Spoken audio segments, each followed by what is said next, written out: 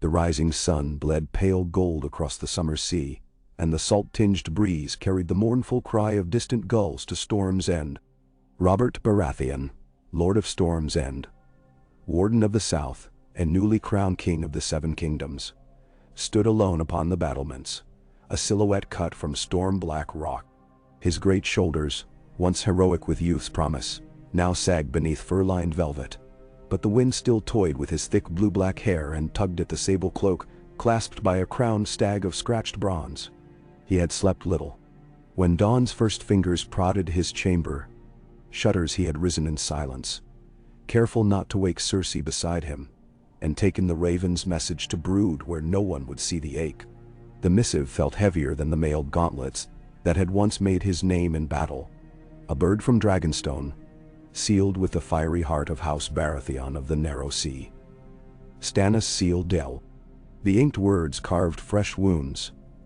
Your Grace, I have proof Joffrey is not of your seed. Cersei has betrayed you with her brother, Sir Jaime. I beg you come to Dragonstone, or command me to bring the evidence and the maester who took the boy's blood, for the realm, for our house. Robert's knuckles whitened, creasing parchment already dampened by night-long sweat. For our house. Stannis' hand could have been a mailed fist slamming into his ribs. Proof. Blood. Betrayal. How many victories had he purchased with his own blood? How many feasts had he hosted to celebrate them? Wine sloshing and laughter roaring above gilded tables. And all the while, the fair-haired son he had boasted of lay swaddled in crimson falsehood. The smiling lie that perched upon the Iron Throne's silvered footholds during audiences. Robert swallowed a growl, tasting ash. He thought of Rhaegar Targaryen's rubies scattering on the trident, of Lyanna's empty bed and the bed of flowers where she whispered for promise. He had lost her. Now his own son. If the boy was never his, was another phantom in his hall. Storms brewing, Your Grace, muttered Sir Harbert fell behind him. The silver-haired knight hunched in a wind-whipped cloak, wary as if a jealous god might strike them both with one bolt. Shall I fetch your cloak? I have a cloak, Robert said, voice low. The growl of a caged bear.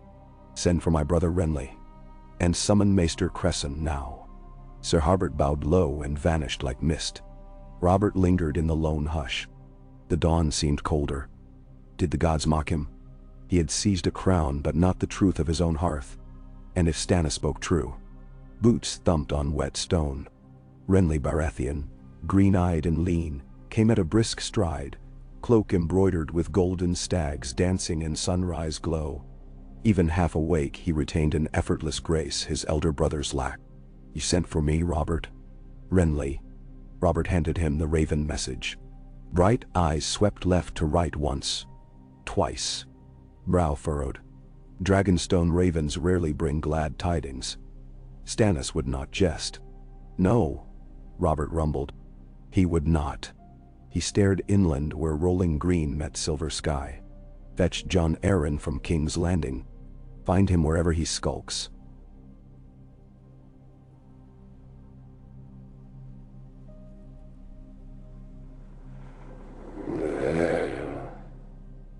Small folk claim he's gathering witnesses for the tourney at Harrenhal.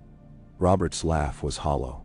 He'd sooner scour ledger books like a septon than wager on a joust, like Tau. Renly shifted uneasily.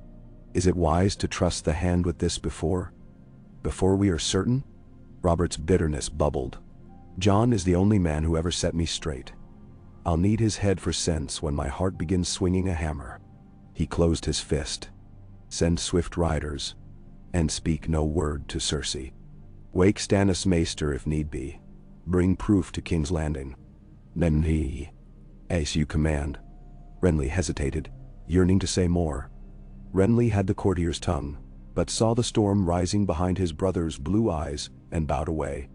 Maester Cresson arrived soon after, stooped but steady, smelling of parchment and rosemary. Robert spoke little, only demanded the maester ready his fastest ravens and his keys to the rookery. When Cresson tried to soothe him with talk of reason, Robert cut him off. Reason will come with proof. Your duty is ravens, maester. Then? Alone once more, Robert pressed chilled knuckles to the battlements. Below, Breakers hurled themselves at Storm's End as if determined to crack its ancient feet of stone. He knew that feeling, the desire to dash oneself senseless, to escape a truth too sharp. Lyanna's face flickered again, framed by blue roses and tears. He squeezed eyes shut, but her whisper lingered. "Promise me." "Inda, Eishando." Far to the north, steel sang in Winterfell's yard.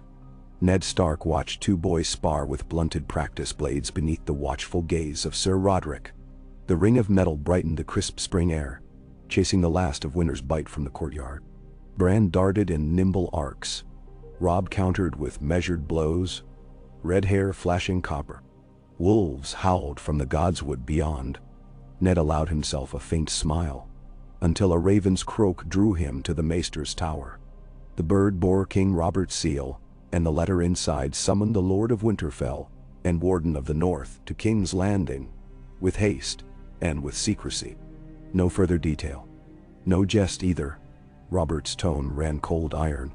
Ned's thumb brushed grainy parchment as doubts stirred. The last time Robert had written so urgently had been on his sister's bier. Catelyn found him before the hearth that eve, the scroll half unrolled beside him. Firelight gilded her auburn hair. "Bad tidings?" "Unclear," Ned admitted, gaze on flames. "Robert calls me south. Privately." Her brow knitted. "Before the tourney. The lords assemble at Harrenhal next moon. He should be riding there, not summoning Starks to court." "Bam? Eh?" Ned pictured Robert's broad grin the night they swore brotherhood in the Eyrie, then the haunted eyes at Lyanna's tomb. Something weighs on him. Catelyn touched his hand. "If it's war, he'll need you. If it's grief, he'll need you more." Ned covered her fingers with his own. "I must leave soon. Keep Winterfell strong in my absence." "I always do," she said softly, though her lips trembled. "Oh. Ah." In King's Landing, heat already rose from cobbled alleys and shimmering waves, though the hour was early. Cersei Lannister paced her solar in the Red Keep, silk slippers whispering across Myrish carpets, sunlight-kissed hair of burnished gold cascading over her emerald gown, yet her reflection in a gilt mirror revealed shadows under her eyes. The aftermath of Robert's sudden departure to Storm's End, to mourn his brother's death, he had claimed. A likely tale. He had hardly glanced at Joffrey or her that morn. Instead, he'd muttered orders to his squires, and ridden out with only a token guard. Sir Jaime's armor clinked as he lounged against the window embrasure, cat-like. "You fret, sister." His smile was half boast, half caress. "Robert will drown in wine at Storm's End, then return kissing your feet." "I know Robert's humors," Cersei said, voice taut. "But his humors do not summon ravens to the hand in secret, nor send riders at nightfall to Stannis." She, who learned whispers from washerwomen and sellswords alike, had pieced together the rumor of ravens winging from Dragonstone to Storm's End. Stannis seldom dispatched ravens, and never in secrecy. Jaime arched a golden brow. "Stannis has the charm of a dry crab. If Robert desired laughter, he chose the wrong brother." "And see, it is not laughter I fear," Cersei hissed. The Kingslayer's smile faded. He crossed to her and cupped her cheek with a gloved hand. "Then let me." His thumb lingered on her lower lip. "Whatever storm Stannis blows from Dragonstone, it will break against the Red Keep's walls." Cersei's pulse hammered beneath measured calm. She had labored years to weave her children's future. Her children, Jaime's blood, Lannister blood. Her lion cub upon the throne was the sword point at which all House Lannister's ambitions balanced. If Robert learned, 7 save them. If Robert knew, she pushed Jaime's hand away. "Summon our Uncle Kevin. Double the guard on the Queen's Tower, and send a raven to Father in Casterly Rock. He must stand ready." Jaime frowned. "You mean to make war before we know its name?" Cersei met his green eyes, so like her own. "I mean to survive it." "Oh, ha." Jon Arryn, Lord of the Eyrie and Hand of the King, sat in the vaulted library of the Red Keep, shrouded in parchment towers. The hand's sigil, a flightless falcon. The ink upon his quills and vellum seemed to weigh more than any crown. Yet weightier still was Robert's unopened letter, sealed in blue wax, bearing the crowned stag. Jon had meant to read it at once, but fear of its contents had set his hands trembling. Old Bones knew when the march of fate neared. His foster sons, Robert and Ned, had bound themselves to him in youth's eager days. He had raised them to manhood, watched them chase glory, watched them bleed for thrones and graves. Now Robert called again, not with jovial bluster, but with a chill that smelled of grave earth. Jon broke the seal. Jon, ride this very night for Storm's End. Bring no heralds. Find the truth of a child's blood and bind it with law. I have lived too long in lies. R. Jones' breath caught. Truth of a child's blood. Only one child mattered to the realm. Joffrey, heir apparent, and lies. He recalled half-heard whispers. Stannis keeping maesters working at Dragonstone, tongues wagging of bastardy. But he had dismissed them as court gossip. Now the realm trembled on that thin edge. He rose, joints aching. Varys, he murmured. The master of whisperers would already know more than he wished. But Varys was spider, not friend. Jon sealed another scroll to his wife Lysa in the Eyrie, instructing her to keep the Vale calm in his absence, and trust Sir Vardis Egan. He donned plain riding leathers in place of sun-bright velvets, leaving behind the hand's heavy collar of linked hands. Let the court wonder. Oh, Kai. Far across the reach, where oak groves rolled to Old Town's ancient spires, young Samwell Tarly, still months from night's watch, watched a bustle at Horn Hill as messengers thundered through the castle gates. Lord Randall barked orders that rattled courtyard rafters. Rumors swirled. The king would call banners in secret. Sam's gentle heart quaked. War? Again? Songs of Robert's rebellion still echoed through taverns, and his nursemaids spoke of brothers slaughtering brothers. Sam clutched a book instead of a sword and prayed to the Seven for peace, his first prayer never to be answered. Oh, Kay. When Jon Arryn arrived at Storm's End, gloom hung over the fortress like carrion smoke. Robert met him in the feasting hall amid cold hearths and empty trestles, candlelight dancing across the flagstone floor. The king paced, armored in boiled leather as if expecting blades. Jon. Robert seized his foster father's forearm, grip iron. I've a canker inside my walls, and I need your knife. His laugh was brittle. Funny. I should ask the falcon to carve out my own stag's heart. Jon's blue eyes took in the ravens, ink, and broken wine casks littering the high table. No servants dared approach. Tell me all, Robert. Robert thrust the parchment from Stannis into Jon's palm. Read. Jon read. Guas. Slowly, he folded the parchment. If the boy is false-born, the realm can damn itself. Robert's fist slammed the table, rattling pewter goblets. He sat on my knee, Jon. I boasted of the day he'd wield my warhammer. I shaped him in my mind as heir, my blood, and Cersei, lying with her brother all the while. Jon's voice softened. Evidence, Robert. We need more than Stannis' word. It is more. Robert gestured. Maester Cresson and a hooded man stepped from the shadows. A Dragonstone maester named Cerwyn, brought by Stannis himself. Cerwyn carried a sealed jar of leeches floating in murky fluid, labels bearing Joffrey and Robert Baratheon. Beside them, parchment with lines of maester's script. Blood compares show no shared markers of House Baratheon among royal heir and king. Jon stared. In Old Town, the Citadel studied such arts. Blood traits traced through father to son. Few trusted them yet, but science marched onward.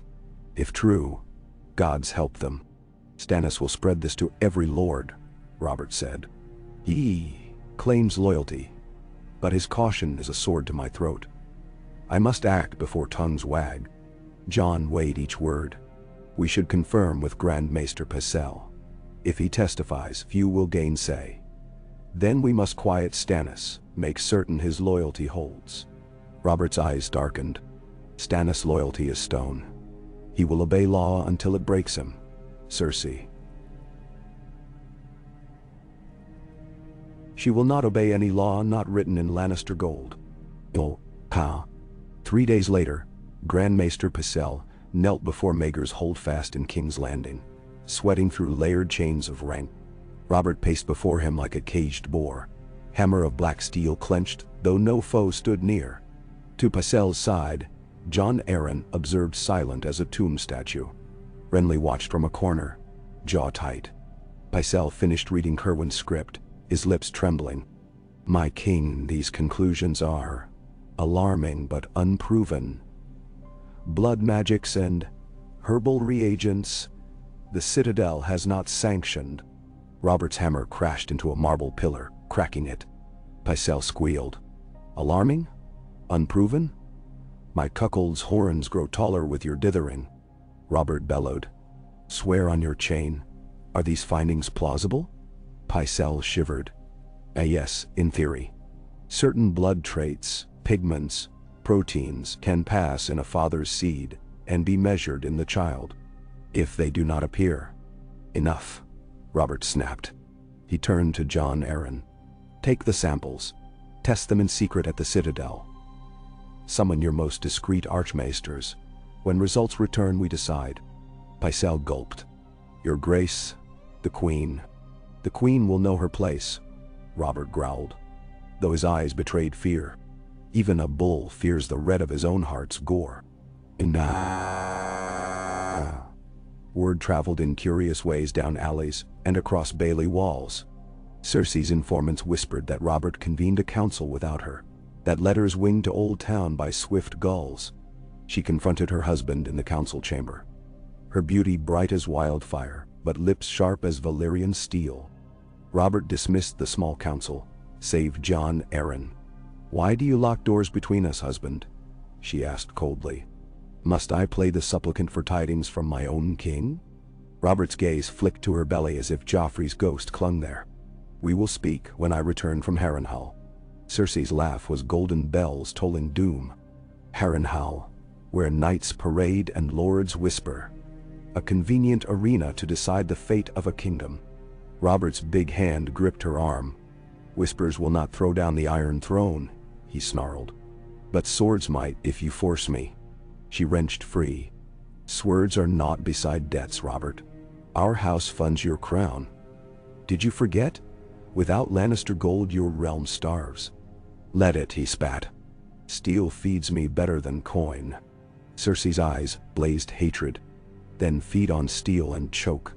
She swept out in a swirl of emerald silk, leaving Robert gasping for words.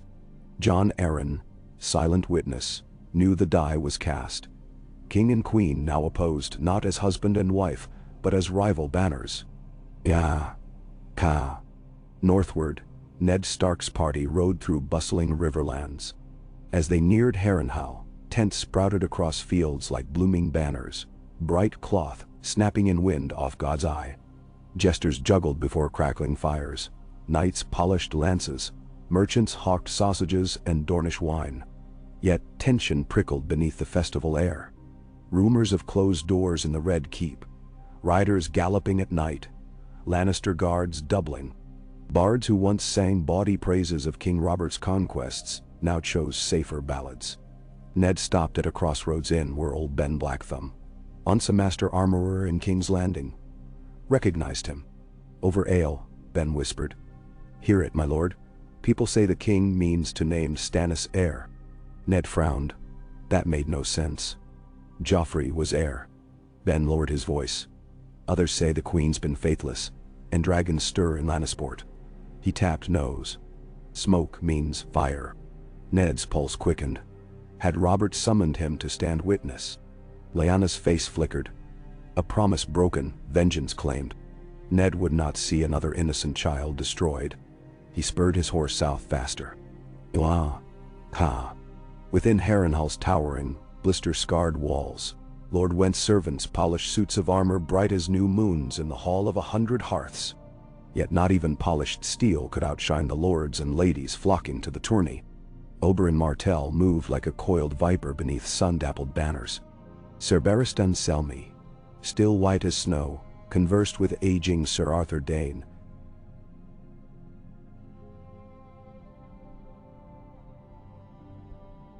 survived by rumor alone after the Tower of Joy. Renly Baratheon strutted in green and gold, smiling at every maid.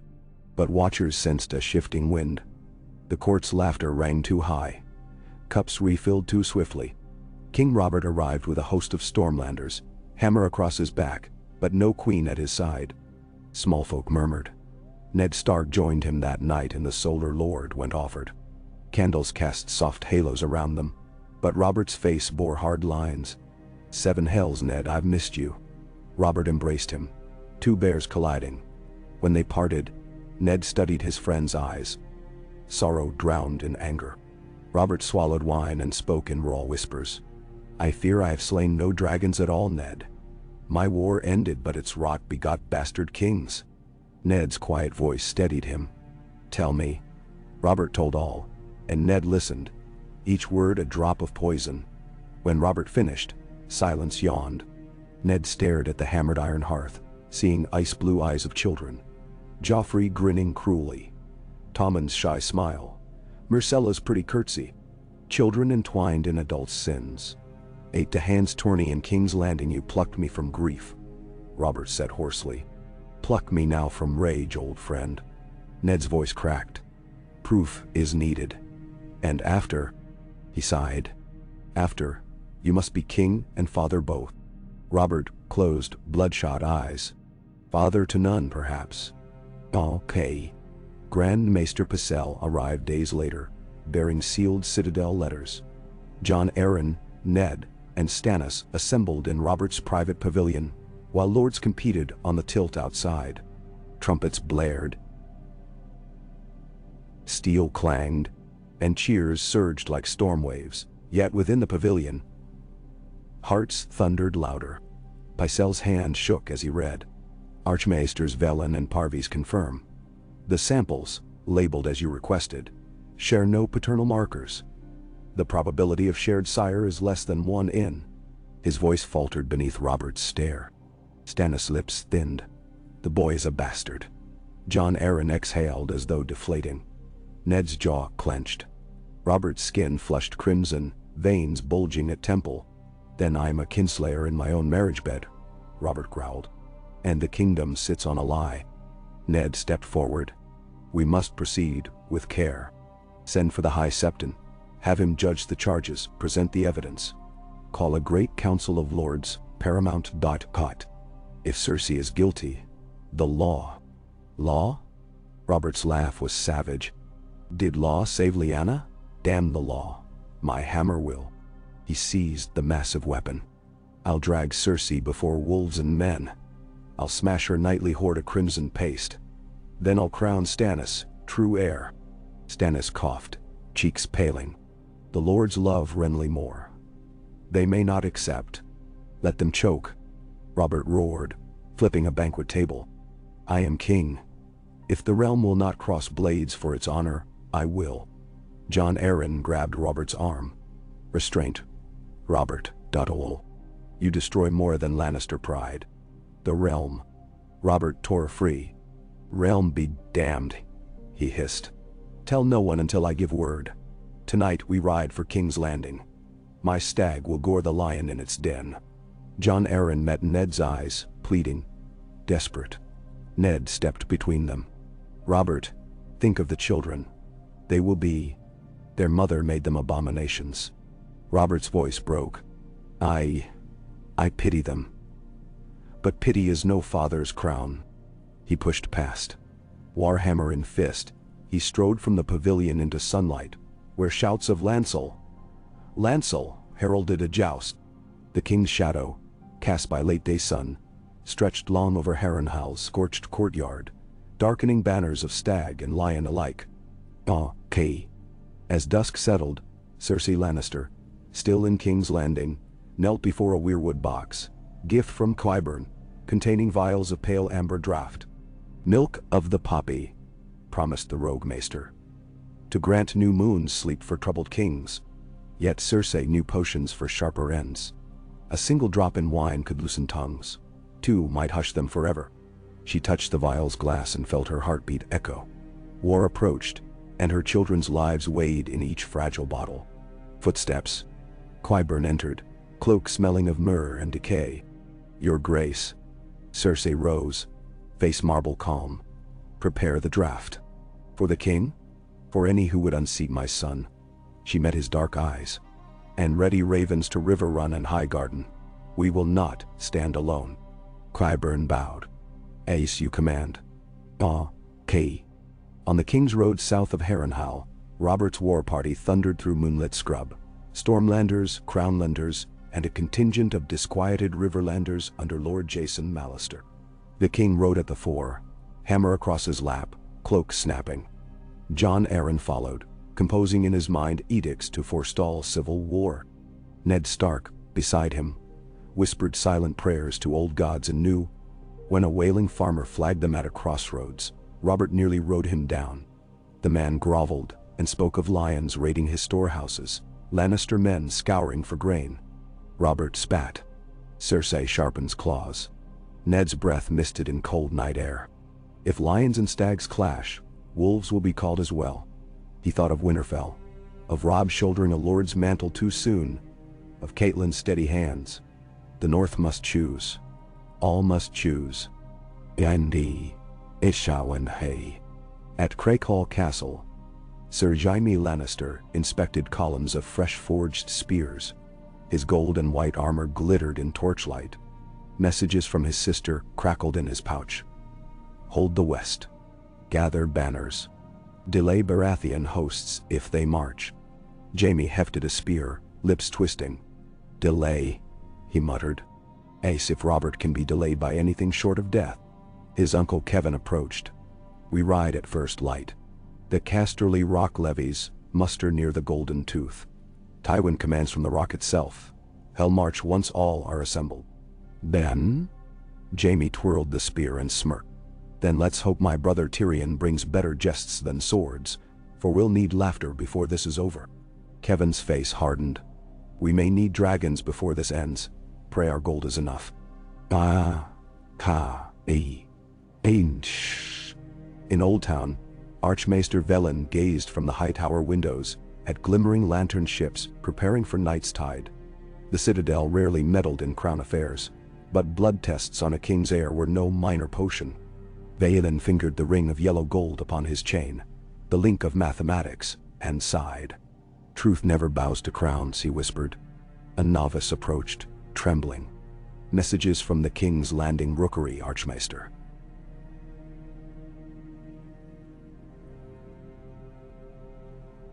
Sealed in storm wax. Valen's eyes narrowed. Storm comes indeed. He turned to a shelf of dusty tomes. The decline of the freehold, the disputed succession, the dance of the dragons. Each told of realms divided by blood and legitimacy. History, he knew, never repeated. It merely rhymed in darker accents. K. V. Onshao. At Riverrun, Catelyn Stark received Ned's coded raven. She read by lantern glow, while Brienne of Tarth drilled guards in courtyard below. The message contained no details, dared not commit secrets to parchment, but his urgency dripped from each careful line. Prepare the north, he wrote, and hold the rivers. Winter may break early. Catelyn's gaze shifted west toward sunset, gold bleeding into scarlet. She thought of her father Hoster's frail breaths upstairs, of Lysa's fears in the Eyrie, of children scattered like seeds in spring fields. She closed her eyes. 7 guide us, she breathed, knowing guidance would be scarce. When Robert Baratheon's party reached the gates of King's Landing under storm-laden skies, the mud gate stood shut, banners of lion and stag drooping wetly. A herald cried that the queen commanded inspections for traitorous arms. Dr. Wundiwat. Robert's laughter boomed. My arms are traitorous only to those who'd betray their king. He spurred on, and the gate swung open, slowly, unwilling. Small folk watched from doorways as the king's host clattered through crooked streets toward the Red Keep. Rain began pattering helms and soaking tabards. Lightning flashed, sparking steel. It was said later by gutter urchins that thunder's first clap was matched by a roar of warhammer striking the keep's great doors. Within, Cersei waited on the throne steps, lions arrayed at her back. Jaime somehow already arrived, gold armor gleaming. Tywin Lannister loomed with calm menace, ruby eyes of House Lannister banners flapping behind.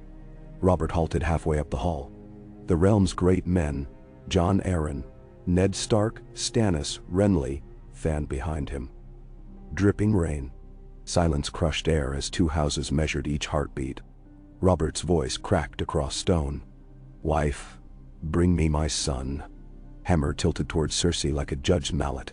Cersei's smile was scarlet silk. "Which son, my king?" A gasp rippled among spectators. Robert's knuckles whitened. Lightning framed the dais windows.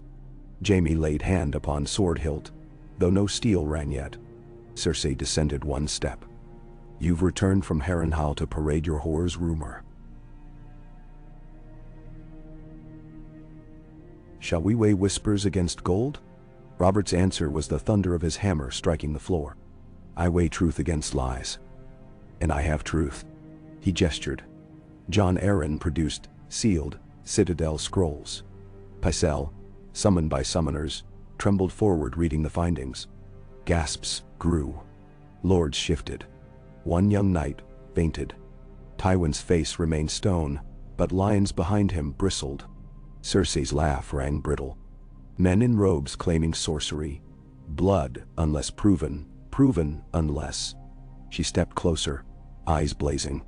"Even if this were true, the realm will not suffer bastards on the throne. It will not stomach Stannis' sour rule, and it will not forgive the man who undoes its peace."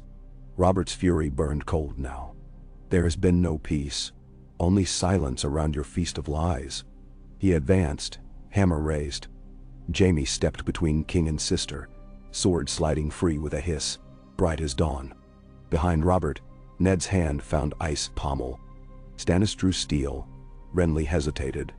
Jon Arryn opened his mouth to plead, but thunder drowned him as lightning shattered sky outside. On that knife edge of breath, all the realm balanced, separate futures clawing at the present.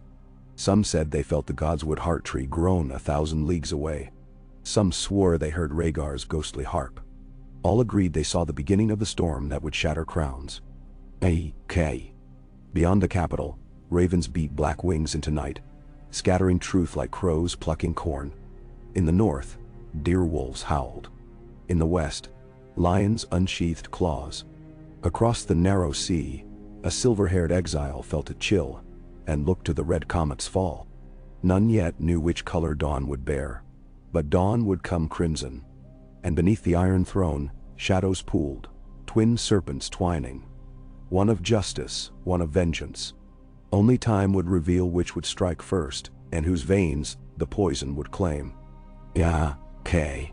Lightning speared the darkening sky above the Red Keep, illuminating vaulted windows in stark flashes that threw ghostly bars of light across the throne room floor.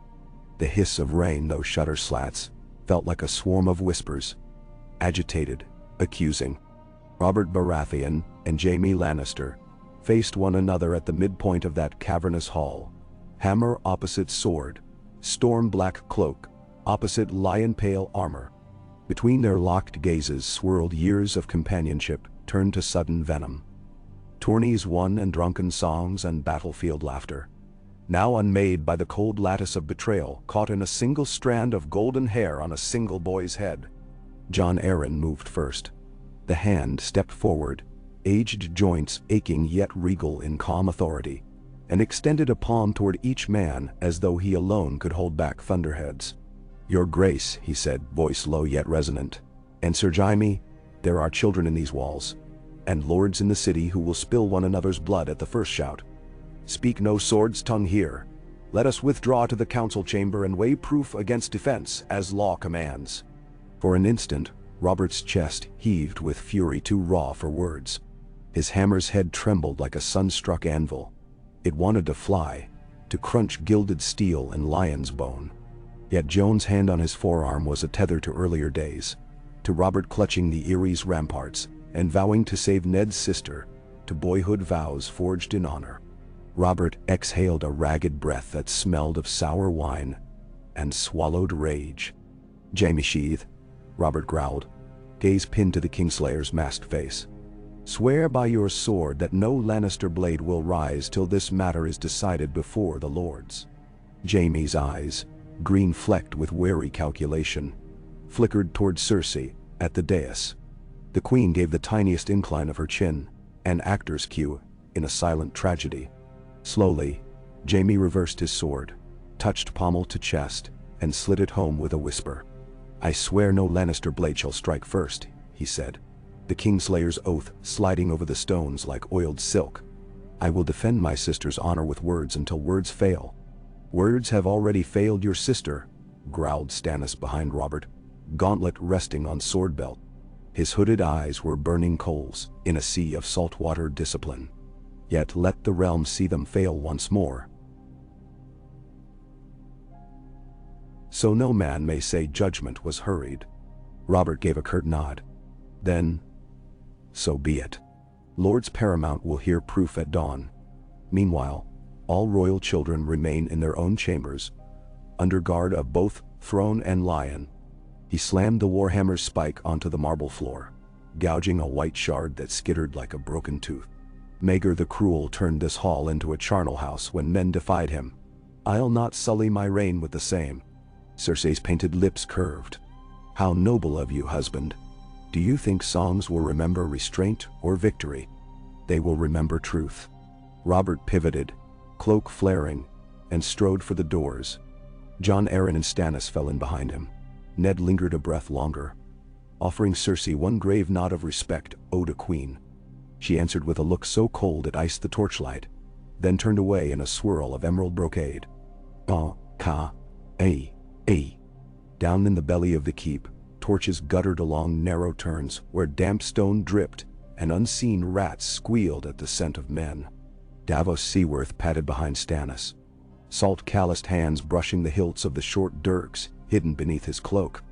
The Onion Knight had reached King's Landing by swift galley that very morning and gone straight to his lord, and now they wound toward a disused guardroom Stannis deemed secure from ears of spiders and sparrows. Will he truly call the lords to judgment? Davos whispered. He must.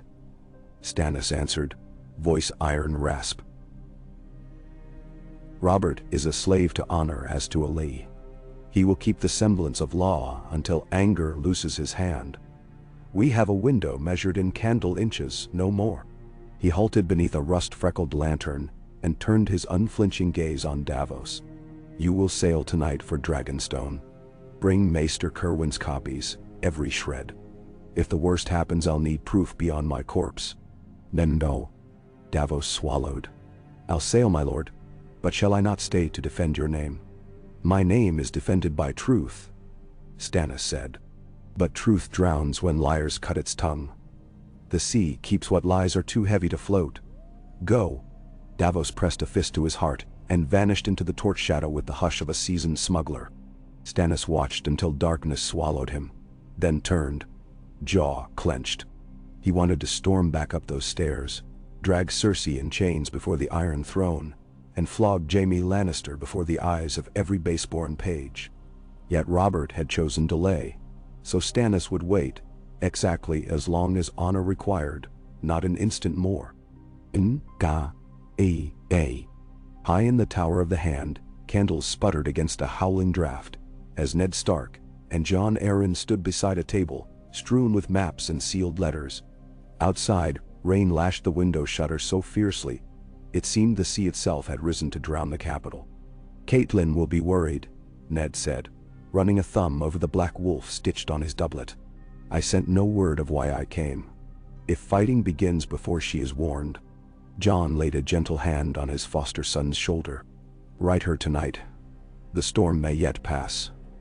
We will not let the realm fall to madness. Ned's gray eyes betrayed no faith in easy calm. Madness has deep roots. I saw it in Eris, flaring bright behind courteous smiles until wildfire swallowed kings and children alike. He paced. We must protect those innocents first. Their mother's sins are not theirs. Meaning Joffrey, Myrcella, and Tommen. Jon's brows knitted. Perhaps we send them away until the lords determine their status. Ned's mouth set. Send them north, out of lion and stag claws? Robert would never agree. and Cersei would gut herself before trusting a Stark with her young. Then the Red Keep must be their nursery and their prison. Jon sighed, turning a letter between gnarled fingers. If blades are drawn tomorrow, the children's guards will choose sides in heartbeats. We place them under the King's Guard exclusively, Ned decided. Ser Barristan still serves honor and realm.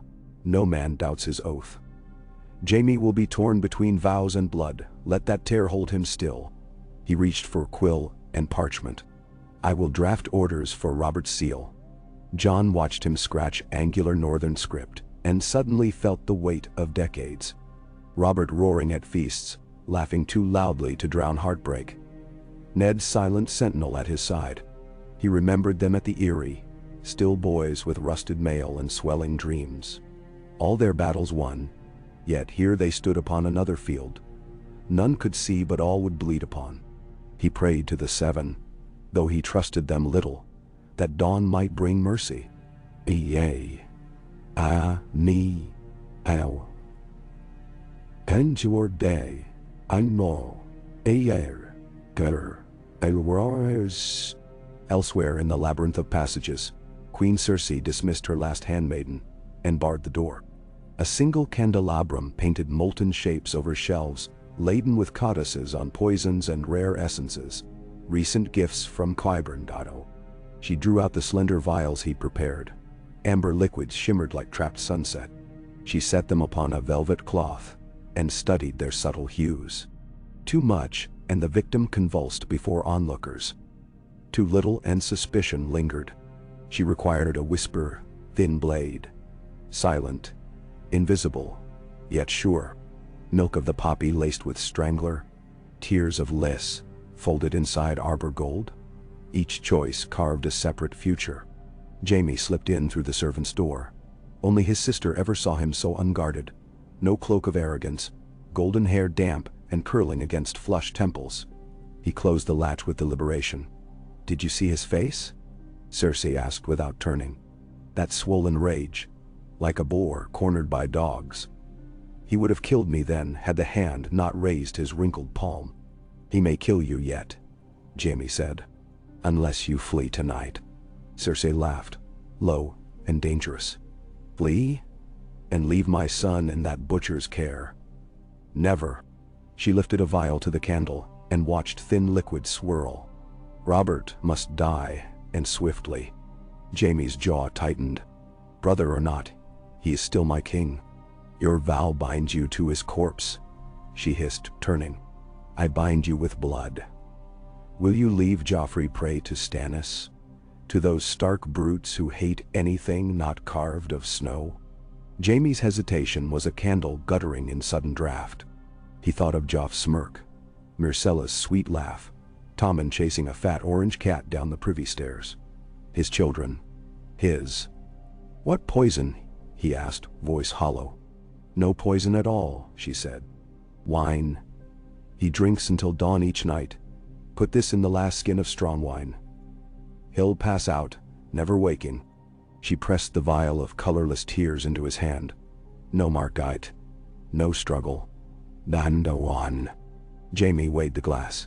His reflection distorted through the curved surface into something warped and wavering. When? Tomorrow after the council, she whispered.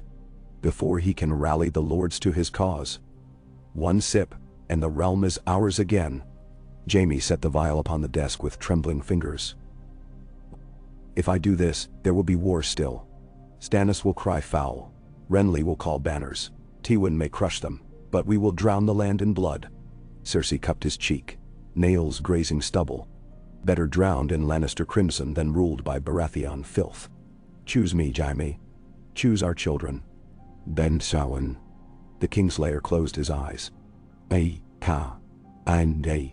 midnight tolled upon the bells of the great sept of Baelor, their booming chords echoing off wet tiles and copper roofs. Varys slid from the shadow of a buttress beside Littlefinger, both men cloaked against rain. Events hurry, murmured the spider, blinking languidly. Our good king and queen seem poised for tragedy. Littlefinger flipped a coin, letting torchlight glitter on its edge before pocketing it. Tragedy is a stage with ample seating. The wise reserve a box early, Done. Tell me, Lord Baelish, which seat do you fancy? One where I may clap the loudest, Littlefinger smiled, and profit from concessions. I've wagers outstanding on who sits the Iron Throne by Frostfall. Odds shift hourly. Varys' round face remained unreadable. The realm might prefer a sovereign not chosen by dice. Ah, but dice are honest. They never promise what they cannot pay.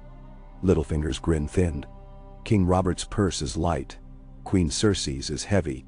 I align with coin, my dear spider.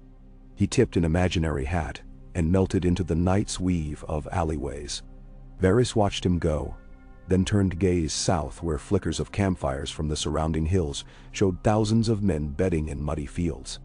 Stormlanders, Reachmen, Crownlanders all awaiting dawn's decree. He exhaled a slow breath. In chaos, he whispered to himself, opportunity hides. He glided back toward his hidden tunnels. Yam. Ka. A. E. A. N. N. D. A. N. O. P. N. Che. In the royal nursery, Myrcella clung to Joffrey's sleeve as the older boy paced the carpet strewn with carved birch knights and painted lions. Tommen snored on a feather cushion, thumb damp and hair matted. Tell me, Myrcella begged. Tell me what they said. Joffrey's lips twisted. His blue eyes, usually bright with mischief and vanity, now flashed fear under candle glow. They said father is angry with mother. They said Uncle Stannis says I'm not the king's rightful son. He spat the phrase with contempt. Filthy stag wants my crown. Myrcella bit her lip. Why would he say such a thing? Because he hates mother. Because he's jealous. Joffrey stooped, snatching a carved stag from Tommen's toys, and hurled it against the wall. Wood splintered. He'll see what jealousy earns. I'll build him a new crown, of iron spikes. He drew a tiny dagger from his belt, a gift he wore, though guards fretted. And I'll carve him antlers myself.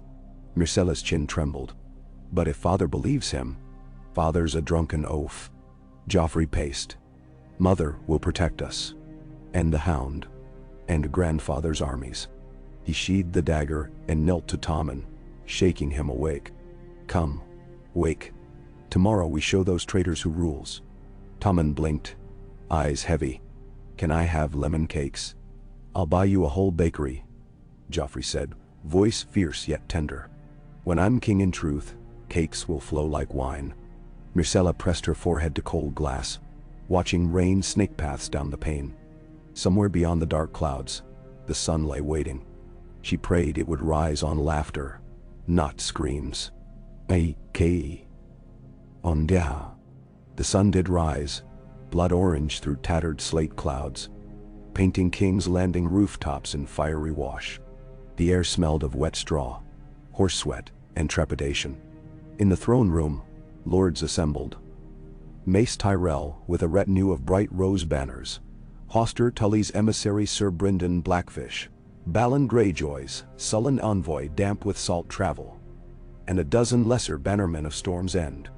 Rows of knights filed behind white marble columns, helms tucked beneath arms, sigils muted under black watch ribbons demanded by the hand to signify impartial assembly. Grand Maester Pycelle stood beside the Iron Throne, chains clinking as he organized scrolls. His beard trembled like snowy reeds in wind. Every few breaths he dabbed brow with scented cloth. Robert entered by the king's door, hammer at shoulder, his black velvet doublet soaked with morning dew. He had waited outside pacing battlements since predawn. At his heels walked Jon Arryn, Stannis, and Ned. The hush that followed their steps seemed to foretell sword points grazing flesh. Opposite, Queen Cersei swept in by the western arch. Jaime to her right, Sir Barristan to her left. Yet Barristan's white cloak brushed Jaime only warily, as if the Kingsguard emblem itself recoiled. Cersei wore crimson and gold bright as a sunrise at war. A rubied lion clasp pinned her cloak high at throat. Eyes like polished malachite scanned the lords, lingering on any whose gaze flickered down in discomfort. Pycelle lifted his voice. We convene under the light of the Seven to hear grievous matter regarding the line of succession. Let those who bear witness step forth. Maester Cerwyn approached, stiff with sea voyage and fear. He set a wooden coffer on the dais, removed wax-sealed jars, and unrolled his diagrams. Pycelle cleared his throat thrice, then read aloud the Citadel confirmation of Cerwyn's tests. Pigments of Baratheon seed absent in the boy Joffrey. Markers aligning fully with those of his mother's twin. Murmurs rolled through the hall like breaking tide. Lord Mace frowned as if deciphering a recipe. Lord Mallister scowled. Balon Greyjoy's man chortled until Robert glared. Cersei remained a statue, lips parted to bare perfect teeth. When Pycelle finished, she inclined her head. Smile cold. May I address the court? Robert's nod was a blade unsheathed. Cersei descended 2 steps. My lords, you hear a maester's alchemy. Speculation draped in scholars' chains. Yet I bring flesh. She clapped twice. The royal septa hurried forward with gleaming silver basin. A small sharp lancet lay among white cloths. Bring my son. Cersei commanded. Doors opened. Joffrey strode in wearing black doublet trimmed in crimson. He paused, chin high, surveying onlookers with the arrogance of a hawk on a perch. Robert's breath caught. Here was the boy he had tumbled upon knees, taught to swing wooden club. Treason of blood tugged his heart one way, memory another. Cersei gestured. A septa pricked Joffrey's thumb. A bead of scarlet welled and fell into the basin. Pycelle winced at the breach of courtly decorum but accepted. Now, your grace, Cersei said sweetly, grant a drop of your own. Let the maesters mix and see what color forms. If black is seat of your house, we end this farce. If not, I will put my head upon the block. And so. Gasps rippled. Robert's eyes narrowed. Offer too bold by half. Trickery stank. He fingered his hammer handle. I will bleed. Stannis snapped, stepping forward. My brother needn't dance to your tune. Cersei's laugh rang. Your blood, but you are not his father. No, Stannis growled. But I am brother of the father, which your maester's study claims Joffrey lacks. If our blood stands distinct, your charade ends still. Robert considered. Very well, let it be done. Stannis' thumb joined Joffrey's in the basin. Pycelle stirred reagents, whispering litanies of chemistry. The crowd leaned. Within moments, liquid darkened to murky green, the dye used by maesters to signify mismatched kin. Pycelle lifted his eyes. The test repeats the prior result. The boy shares none of Lord Stannis' markers. Nor would he.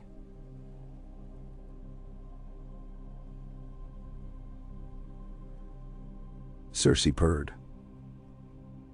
Unless I lay with Stannis, which even Robert's wild dreams could not imagine. Laughter tittered nervously in corners. Cersei's smile widened like a cat's. But our good maesters forget the simplest proof. Face and frame. Joffrey bears the king's jaw, his height, his strength. Will you trust vials over visage? Now or? Robert stared. Did the boy bear his jaw? He saw now only golden hair glimmering like Jaime's when sunlight danced. Thunder rolled outside, echoing his pulse. Ned spoke, measured and clear. Joffrey is fair. All Baratheon sons for 500 years were black of hair. Even bastards fathered by this king. He met Cersei's eyes. Arryn does not suddenly flower roses. Cersei blanched. Jaime's hand hovered near sword, though not yet crossing vow. I will hear no more. Cersei began. You will hear the realm, Robert thundered. He stepped forward, voice cracking the hush. By proof of maesters and witness of lords, I, Robert of the House Baratheon, proclaim Joffrey Waters a bastard born of adultery, and strip him of succession. He turned. Face carved of pain. Stannis Baratheon, my brother, my hand. Your grace, Renly interjected, stepping out. If you mean to name Stannis heir, the lords must consent. The realm has known Stannis iron but not his mercy. Others might serve peace better. His green eyes swept the hall, finding nods from Mace Tyrell, from Lord Redwine, from half the reach. Stannis glared daggers. I served in Dragonstone's furnace while you chased Tourneys. The rightful line falls to me. Yet rightful does not mean beloved. Renly returned, smooth as arbor silk.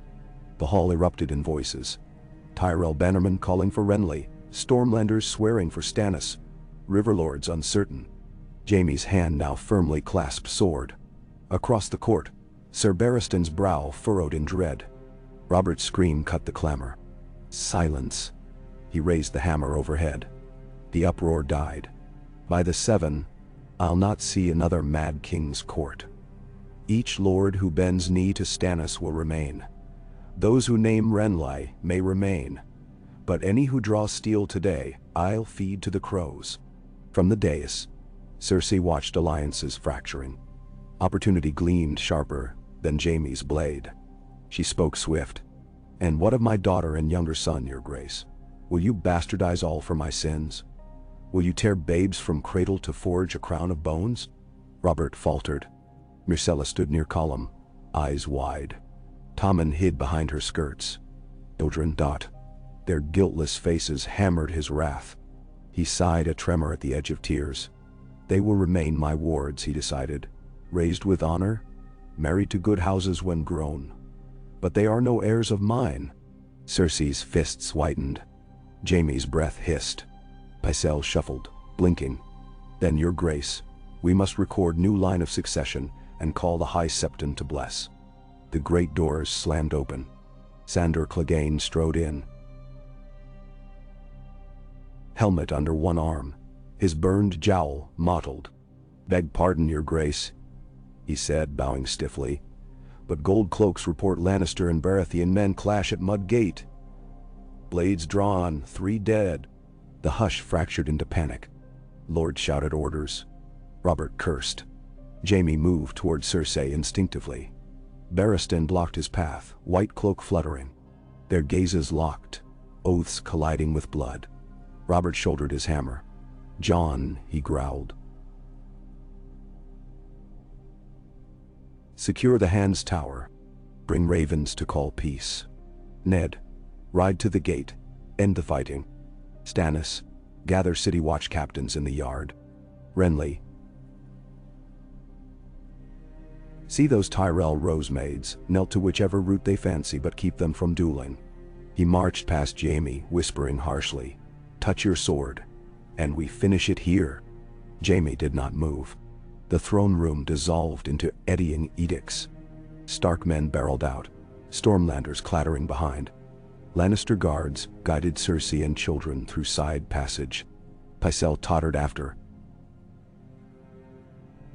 scrolls flapping like wounded birds. As Ned hurried after Robert's squad, he caught sight of Pettier Baelish slipping along the wall, smiling thinly. Troubled, Ned pressed on. Kandao. Outside, the rain had eased to silver drizzle, but the cobble road ran slick with blood. Ned's destrier skidded as he reined in near Mudgate. A cluster of corpses lay sprawled. Gold cloaks, antlered helms, crimson lions. City watchmen formed shaky cordons, while commoners gawked from mud porches. What happened? Ned demanded of a watch captain. Dispute over arresting a Lannister groom smuggling blades, the man stammered. Stormlander patrol confronted him. Words became steel. Ned's gaze swept the street. So quick. Seeds sprouting war in minutes. He lifted gloved hand. Disarm every man not city watch. Post double guard. Anyone draws again loses right hand. He spurred toward the sprawling Tourney camps to repeat the order.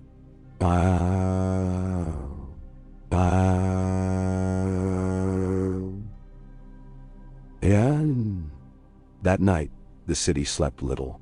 Noble houses posted sentries on manor roofs. Taverns packed with sellswords whose smiles sharpened at rumor of lordly coin. Silent sisters' carts creaked through lanes collecting fallen.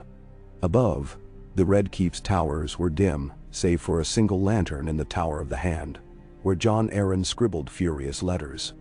One to Winterfell, urging Catelyn to remain poised. One to Lysa, telling her nothing for her own panic would split the veil. One to Pike, reminding Balland Greyjoy that hostages at court still held his honor. As he sealed wax with weary sigh, he felt a flutter in chest, lightning of pain lancing down arm. He paused. Too much strain, he thought, and reached for Maester's draught. Across the keep, Cersei poured a goblet of strong wine, dissolved a pinch of pale powder, and strolled onto her bedchamber balcony. Robert's apartments lay 2 towers distant. She could see torchlight flicker within. She lifted goblet to lips, savoring. "He will drink," she whispered, "tonight, and the crown will fall." Enderall. But far below, in the cellars of the buttery, Sandor Clegane cornered a trembling cupbearer, attempting to retrieve royal flagons. The hound sniffed the skin, nose wrinkling. "Smells of almonds," he growled, crushing the flask. Wine spilled, pooling black. He dragged the boy to guardroom for questioning, and the web of treachery snagged its first fly. Dawn again. John Arryn never saw it.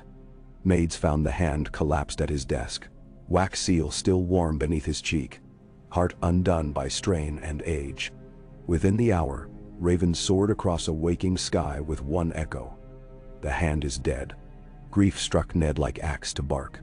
But he had no time for grief. Bells tolled while the city roused in terror. Some said Stannis had poisoned Jon. Others whispered Lannisters silenced the hand before verdict. Rumor galloped faster than any courser.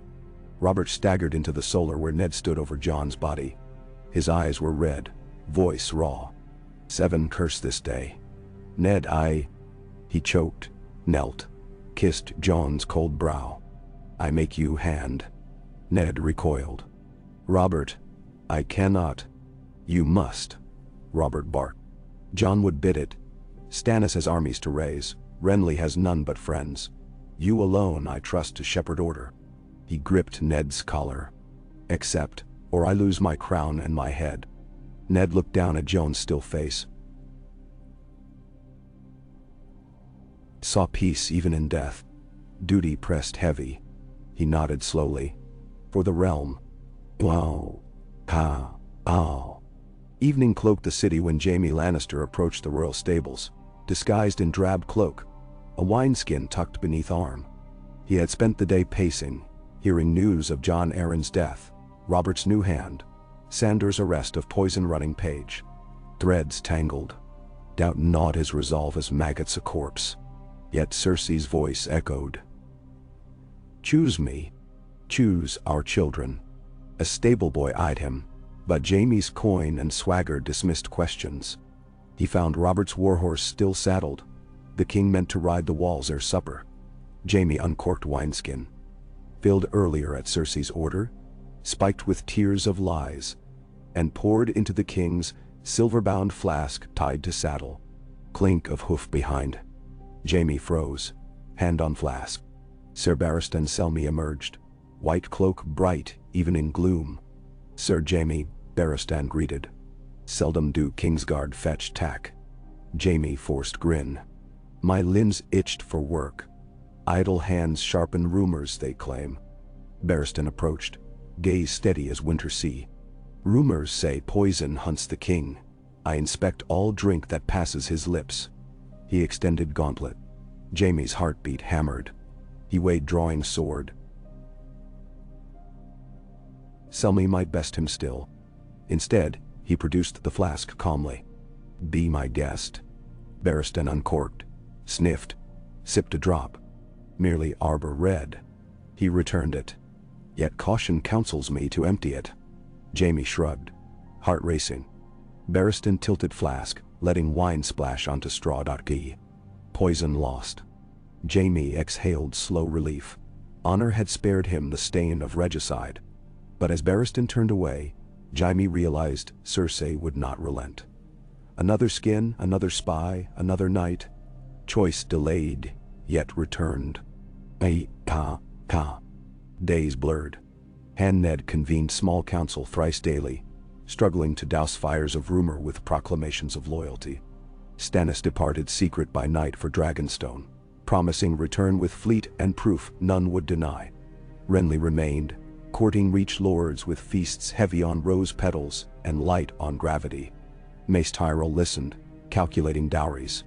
Varys whispered of sellswords amassing on both sides. Littlefinger smiled as tariffs soared. Each dawn brought fresh skirmishes, boar hunts turned brawls, tavern scuffles ending in broken banners. Robert roared from battlements, cursing his city. The crown's gold dwindled as bribes ballooned. One evening, Ned found Sansa weeping in her maiden's bed. She clutched a torn square of crimson silk, a favor Joffrey had once given. "Father," she sobbed, "they call him bastard in the streets. They throw dung at his litter.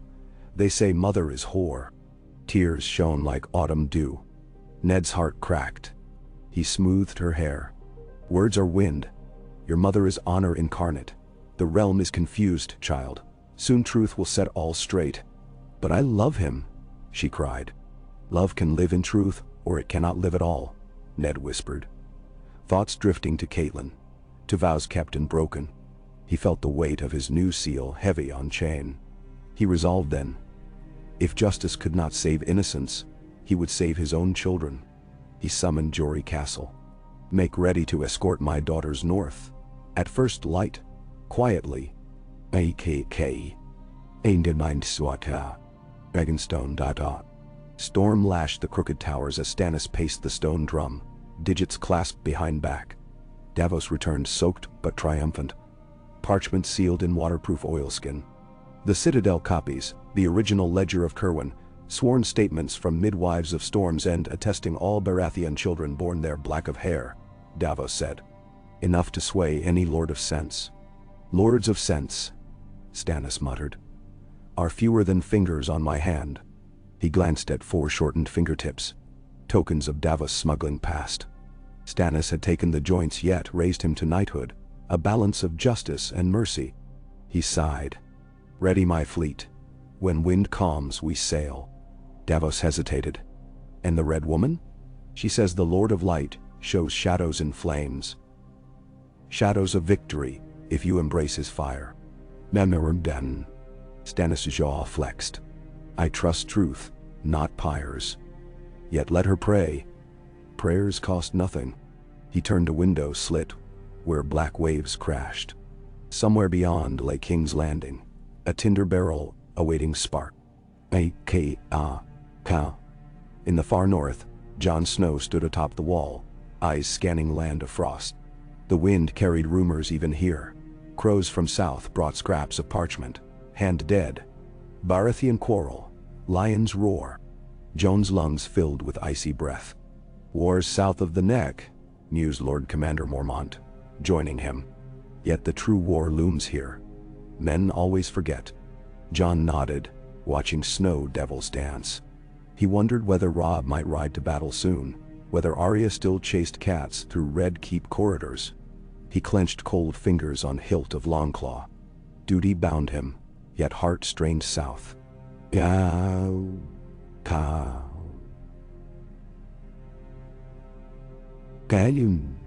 Robert Baratheon prowled Godswood Grove within the Red Keep, imported weirwood saplings surrounded by lanterns. He knelt beneath bleeding leaves and prayed clumsily to gods he scarcely believed. "Give me strength to be king," he whispered. "Take my thirst, my temper. Let honor guide my blows." When he returned to his chambers, a single flagon of dark ale awaited, cupside. Robert hesitated. He thought of rumors of poison, of Sandor's vigilance, of Jaime's sly stare. With grunt, he tossed the flagon through balcony doors. It shattered on stone below, foam whisked away by wind. He poured water instead. Aingasi. Cersei learned of the shattered ale at dawn, when maid reported cleaning sticky shards near stables. Rage hissed through her veins. She struck the girl, then summoned Qyburn. "We escalate," she hissed. "Finesse fails." Qyburn stroked beard. "There are essences that mimic fever. Slow, relentless. The king would waste within moons, blame falling on his own appetites. Two. Cersei snapped. "War erupts sooner. Then perhaps war is our weapon, Qyburn murmured. A hunting accident. A riot turned lethal. A quarrel's stray bolt. His eyes glimmered. I have men who owe me secrets. They can loose that bolt during the Tourney archery contest. Cersei inhaled, weighing. Wolves? Stags. Hawks. They all bled by arrow. Do it. But draw the bow where suspicion lands not upon lion paws. Qyburn bowed. Uneasy. The archery contest came 3 days later. Harrenhal's fields, left half erected after broken Tourney, now hosted makeshift targets. Robert insisted the games proceed, to show realm life beyond treason. Lords gathered, though laughter cracked brittle. Robert himself took bow, muscles rippling as he loosed shaft dead center, roar rising. Cheers followed, genuine briefly. His smile flared. For a heartbeat he was again the young stag splitting boar. Then an arrow hissed from crowd. It struck Robert's shoulder, glancing off mail, gashing flesh.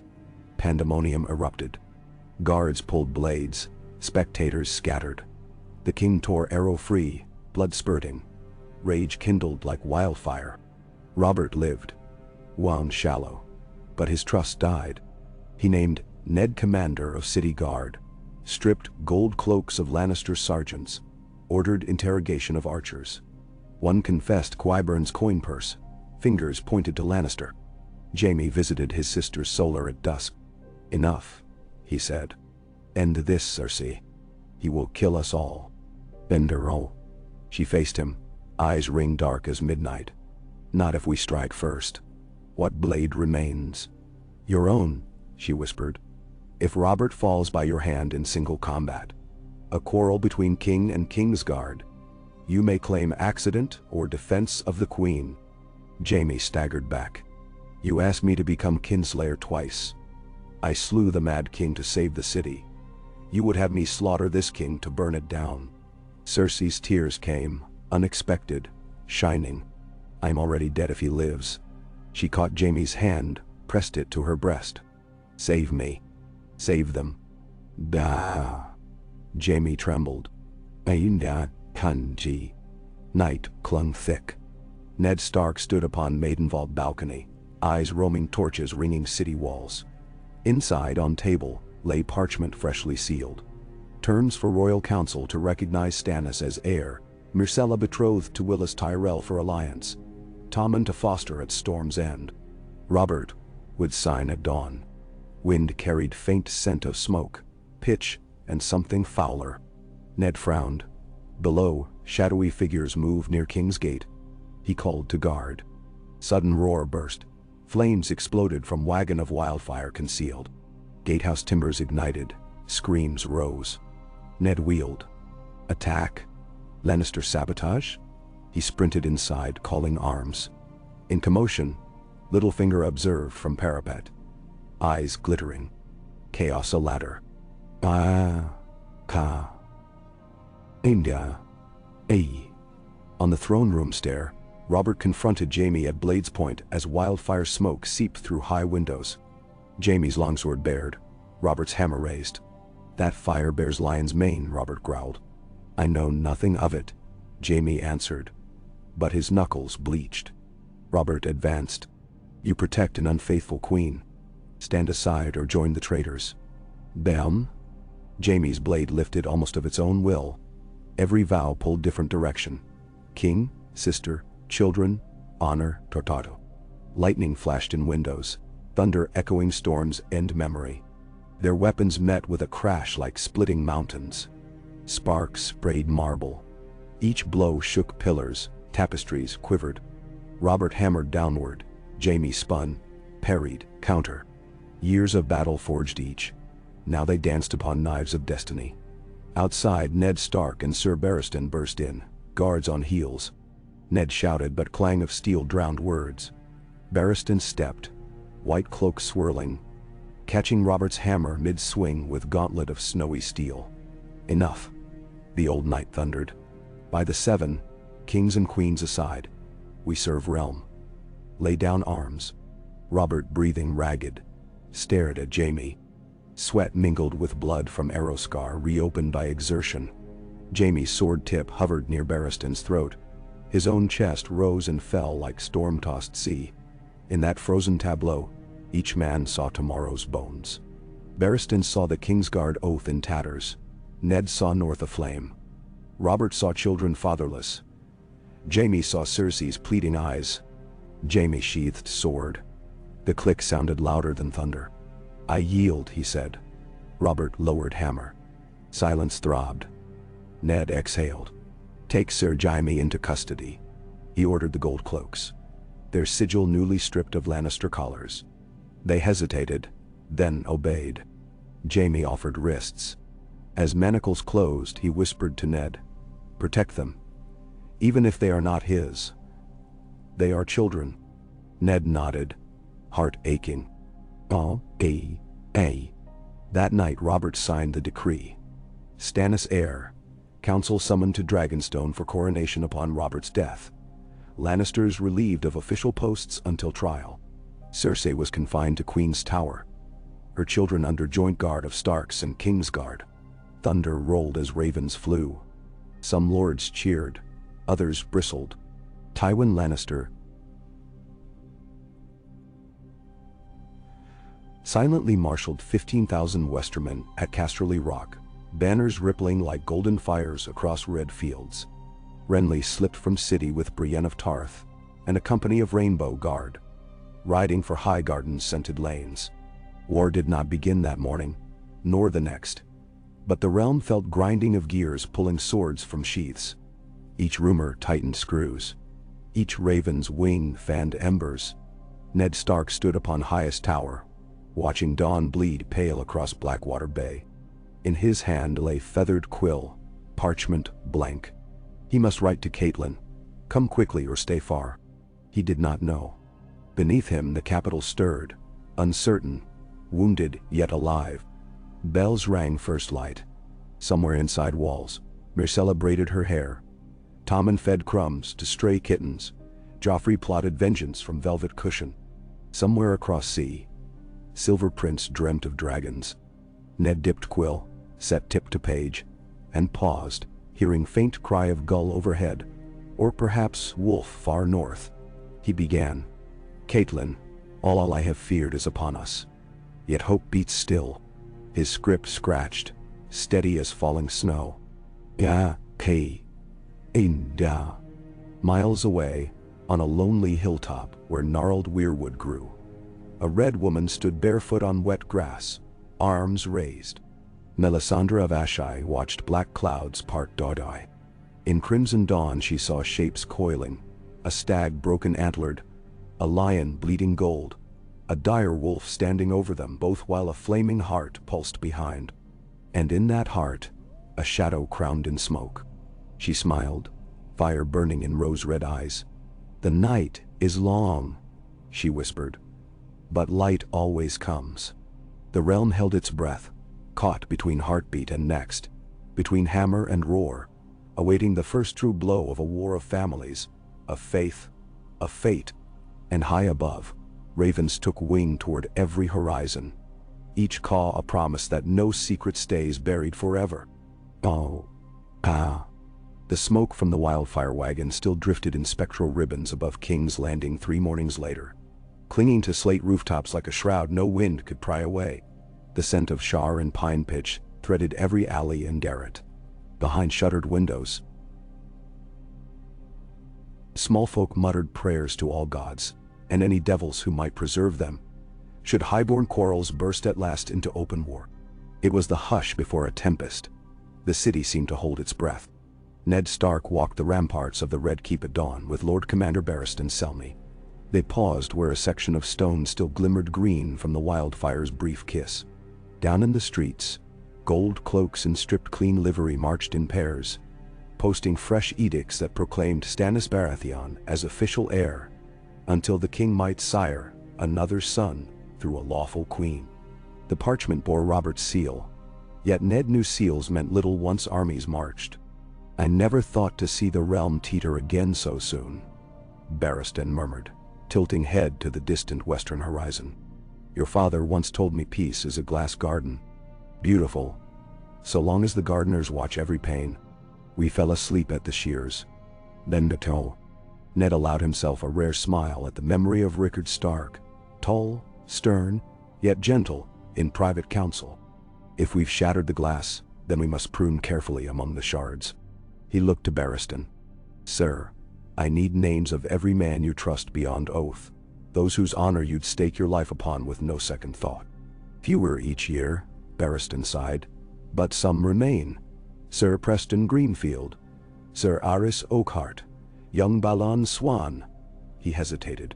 Sir Boros Blount would die for duty, yet duty can be swayed by coin. Sir Marintrant I trust not at all. We keep the loyal nearest the children, Ned said. Those of doubted heart will guard empty halls, if at all. When Tywin Lannister marches, I prefer his daggers outside these walls. As if conjured by the name, a raven's croak split the mist. A black bird alighted on the cranial, scroll tied to lead crimson with wax dyed. Ned extracted it, eyes scanning. His jaw tightened. Speak plain, Lord Stark, Barristan urged. Toan crossed the Red Fork at Fairmarket, Ned said. 15,000. Spear and horse. Word claims he's already taken the last Tully outpost at Pink Maiden and rides east on the King's Road. That puts him less than 10 days from the capital, Barristan calculated. If he forces a march, maybe 7. Ned folded the scroll. A storm of blades within the fortnight then, unless we find peace. But even as he spoke, he knew peace had slipped the leash. Across the continent in the Reach, Renly Baratheon feasted beneath a silk pavilion pitched within Highgarden's apple orchards. A breeze heavy with blossom perfume billowed the green fabric embroidered with golden stags, and interlaced, newly, with golden roses.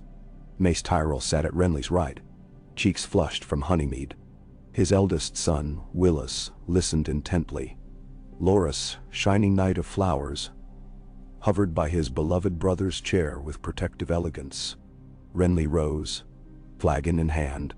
Lords of the Reach, he proclaimed, who here believes war is best fought by starving peasants, burning fields and orphans weeping for fathers, slain in another man's quarrel. Murmurs of dissent rippled. Renly let the silence ripen, then smiled. Nor do I. Better to plant our strength where gardens grow, in alliance, not ashes. Macy's jowls quivered in comfortable agreement. The rose thrives in gentle soil. And the stag, Renly continued, seeks not to gore the rose, but to stand amidst its fragrance. He lifted goblet high. Therefore, House Tyrell and the Stormlords of the South bind as one. I, Renly of House Baratheon, claim the crown of the 7 kingdoms, by acclamation of my peers, and for the love of the people. Willis Tyrell spoke first. Measured, cerebral. The realm will ask why you take up crown against your brothers. Renly placed goblet down, hands open. Because the realm deserves a king who inspires hope, not dread. Stannis offers iron law. Bare. Cold. Robert clings to ruin. I offer warmth. Feasts. Tourneys. Prosperity. He spread arms to orchards heavy with unplucked fruit. Choose me, and these trees shall feed thousands. Choose war, and we feed the crows. Loras knelt, unsheathing rose-engraved blade. I, Sir Loras of House Tyrell, Knight of Flowers, place my sword in your hand. Others followed. Rowan, Fossaway, Tarly retainers, despite Lord Randall's grim absence. By sundown, banners bearing the crowned stag surrounded by a circlet of golden petals, unfurled across Highgarden's ramparts. On Dragonstone, wind roared through basalt labyrinths, carrying salt spray to echo like forlorn horns in ancient corridors. Stannis stood upon the stone drum battlements gazing north across restless sea. Behind him, Melisandre glided barefoot, red silk clinging as though flame in motion. You doubt, she said, voice as calm as tide at slack water. I brood, Stannis answered. Doubt is for men who question their course. I know my course. I question only the winds against my sails.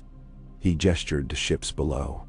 Rows of black-hulled galleys bore stag banners quartered with fiery hearts, the sigil Melisandre had bestowed to symbolize the Lord of Light's blessing. Sailors knelt each dawn as she intoned foreign prayers. She touched Stannis' mailed elbow with pale fingers. The night is dark when men chart alone. Let the fire guide you. She turned to brazier where coals glowed. With curved dagger, she slit her own palm. Blood hissed upon embers. Flame leapt crimson. Then images formed in smoke. A lion rearing, jaws crimson, a boy in black wolf cloak standing before icy gate, a stag crowned by sapphire blaze. See? She whispered. 3 kings fight while darkness creeps from north beyond your sight. Take the crown that is yours, or shadow shall devour sun. Stannis watched, jaw tightening. I will take my brother's city before lion claws close, but I'll do it with oak and iron, not sorcery. Melisandre smiled faintly. Oak and iron may fail where shadow prevails. When the time comes, I will give you a son stronger than steel. Stannis flinched but said nothing. He strode away to muster captains. That night, Black Betha led the vanguard, sails billowing as the Baratheon fleet struck north under a sickle moon. Back in the Red Keep, Sansa and Arya Stark huddled in a guest solar strewn with half-packed trunks. Septa Mordane fussed with gowns while Arya sharpened needle, distinct scowl painting her freckled nose. I won't go north like some trunk of linens, Arya muttered, testing needle's point. I'll stay and fight if lions come. You'll do as father bids, Sansa scolded, braiding red gold hair. Her voice shook, though she masked it in elder sister authority. Ye promised mother to keep us safe. The road north is safer than a city at war. Arya sheathed blade. Safe doesn't win battles. Safe is what fat merchants buy, and they still die when thieves want coin. She glanced to window where smoke haze still colored sky. If battle's here, I'd rather watch with eyes open. Before Sansa could retort, Jory Castle entered. My ladies, the wagons are ready. We ride for the King's Gate at first light. Pack light, speed is our shield. Sansa's throat tightened. Will we see father before we leave? He'll meet us outside the city walls, Jory said gently. He has matters yet with the king. Fear not, he'll rejoin by nightfall. Arya caught Jory's sleeve. If we're attacked on the road, will you let me wield my sword? Jory smiled, ruffling her tangled hair. Only if you promise not to stab my men by mistake. Arya grinned. I never miss. In the Tower of the Hand, Ned sealed final orders for the city watch, instructing them to admit Davos Seaworth once his fleet approached. Stannis' envoy bearing evidence, not an invading host. He prayed Davos outtraced Tywin, else city walls would face siege from 2 sides. Littlefinger lounged against window arch, playing with a sky-blue feather taken from some brocade. Heavy lies the hand, I assume you came to barter coin for secrets, Ned said, sliding ring into wax. Petyr Baelish smirked. I came to offer choices. Tywin may encircle the city within days. Stannis may sail to harbor before sundown on the 3rd. Should they clash outside your walls, you lose either way. Yet coin can hire cell sails to blockade Dragonstone, slowing Stannis. Likewise, a single envoy to Lord Kevin could delay Lannister outriders. Ned studied him. Delays buy nothing without ending strife. Delays buy time. Littlefinger leaned in, voice soft. Time buys power for the one who spends it best. He tapped feather to parchment. Say, for instance, Robert suffers a mishap. Boar hunt accident, perhaps, and leaves no legitimate heirs. Chaos ensues. With enough time, a clever hand might forge alliances to raise, let us say, House Stark's fortunes beyond mere wardenship. Ned's eyes hardened. I will not trade treason. Littlefinger's grin widened. Treason, my dear Stark, is a matter of dates. Yesterday's murder is today's justice, tomorrow's heroism. He flicked feather away. But as you like. Just remember, the Vale stands quiet. Lysa's knights, their lances restless. If you wish to recall your sister by marriage to court, she might bring eagles to roost on the city's walls instead of lions. Bender Sander. Lysa distrusts all Southron courts, perhaps rightly, Ned said. I'll not lure her into blood pit. Baela shrugged. As you will. Still, should you crave a lever, you know where to find me. With a flourished bow, he left. Ned watched him depart, unease coiling. He'd sooner trust a scorpion for a pillow. O-G-I-N-G. At Maidenpool, Tywin Lannister's host thundered across muddy fields, columns of red cloaks stretching leagues. Scouts rode in, cloaks plastered to armor with rain. Elk banners camp 3 miles north, a scout reported. Lord Bryce Carron commands vanguard, 2,000 spears under Baratheon banners. He hesitated. They hold a ford, we must cross. Tywin sat astride a white destrier, visage stern as carved granite. He turned to Sir Adam Marbrand. Form vanguard of heavy horse. Break their line at dawn, drive survivors into river. Minimal blood spills later when enemy sees futility. Marbrand saluted. And prisoners? Send them to Casterly Rock, Tywin answered. They will feed mine. A lion never wastes meat. Then, that night, the Lannister camp buzzed like a hive. Drums beat, forges rang. Within Crimson Pavilion, Tywin studied parchment from King's Landing. News of Jaime's arrest. His eyes remained impassive, but torchlight danced hotter. Kevin stood nearby, silent. Finally, Tywin spoke. My son sits in chains, while Robert names the traitor Stannis heir. Yet Hand of the North thinks to hold my daughter. Kevin cleared throat. What reply? Steel, Tywin said. And gold. He penned orders. Ravens to Bravos for loan, to Myr for sell sales. We break their gates. Free my son. Seat my grandson. Lions do not beg, they take. A-K. A-N-Do. In the dungeons of the Red Keep, Jaime Lannister lay upon straw, wrists chafed by manacles. Moonlight filtered through barred slit, casting narrow shadows. Steps echoed. A key grated. Door swung. Ned Stark entered with 2 guards. Jaime lifted brow. Did you come to gaze upon the Kingslayer caged, or seek counsel how to keep our heads once father arrives? Ned remained composed. I came for honesty. Did you conspire in the wildfire sabotage? Did you aim to slay the king? Then bow. Jaime laughed. Short and sharp. If I aimed to kill Robert, he would lie dead for years already. I saved his life fighting your precious mad king. That's the truth none accept because lies taste sweeter. Ned regarded him. Then speak to that truth before the lords. They will weigh mercy. Mercy? Jaime rolled shoulder. Ask your sister's children about mercy. They'll soon wear Bastard's brand because my sister loved her brother. Mercy is coin minted by victors. His eyes softened momentarily. Swear you'll protect them. Stark. A cell for me matters not. A grave for them does. Then so. Ned hesitated. Their fate lies with realm's judgment. Jaime looked away. Judgment, he muttered. Something ravens feast on when battles end.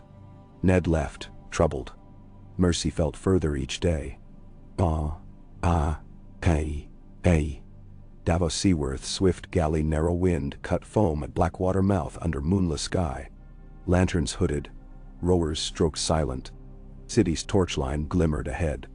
On deck, Davos clutched scroll tubes like sacred relics. He prayed Sir Imry's frigates distracted any patrols at bay's mouth. A hiss of rope. Grapnel latched on hidden post by Storm's End gate. A post Ned had ordered placed when he commanded city defenses. Davos scrambled onto stone stairs, 2 Dragonstone men hauling the satchel. Gold cloaks awaited, true to Ned's word, escorting them through sewage tunnel up into Red Keep's cellars. Under flicker of torches Ned met him, clasping Davos' forearm in brother's grip. You bring truth. Let it weigh more than swords. Davos bowed. Truth and Stannis' word. He sails to harbor by sunrise tomorrow. He asks safe entry. Hell have it, Ned promised. But Tywin nears as well. Tide of battle may turn harbor red. Davos exhaled. Then may wine favor those with clean conscience. Dawn broke blood red across bay when Stannis' fleet hove into view. 50 war galleys, sails striped black and gold with the fiery heart. King's Landing's towers bristled with archers, though Ned ordered no arrows loosed. The great chain that slumbered beneath Blackwater, last used against Maegor's foes, remained sunken under his command. Robert and Ned stood on Mudgate Rampart as Stannis' flagship Fury lowered anchor. Longboats splashed, armored knights rode. Gulls screamed overhead as if railing at folly of men who churned waves with iron want. Robert's gaze narrowed. Stannis comes in force. He claims escort, not invasion, Ned said. Trust him for an hour at least.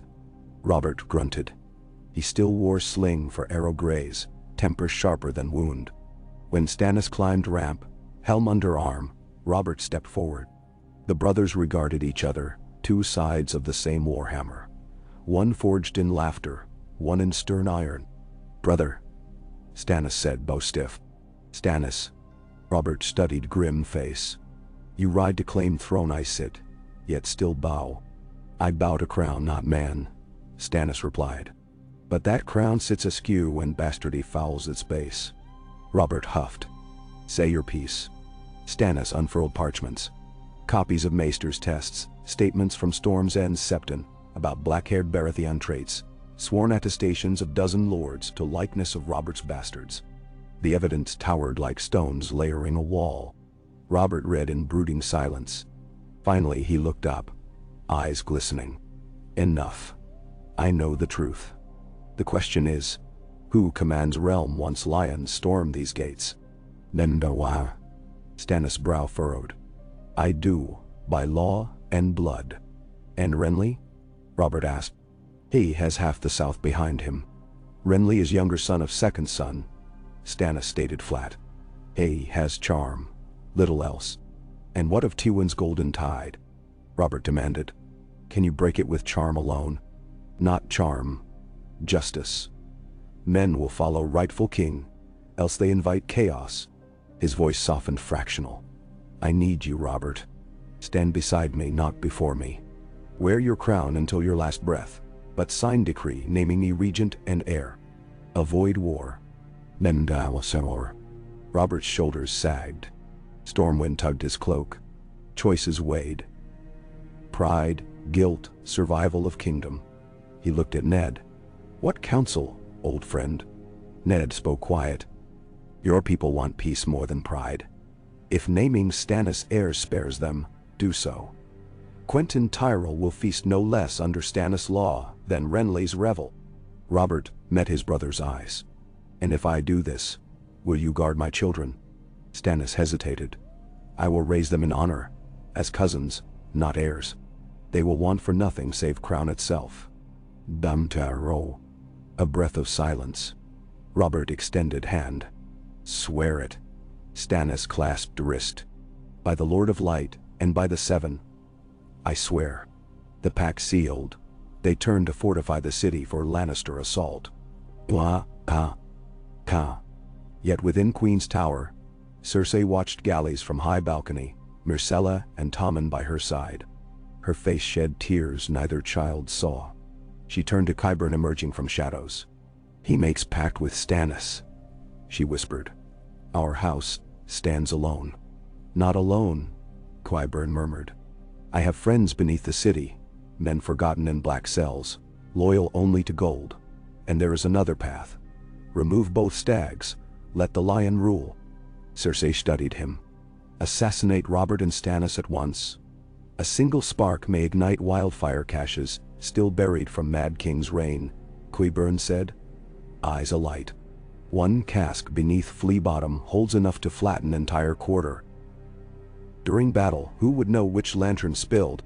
Cersei closed eyes, Sisters of Mercy warring with Mother of Lions.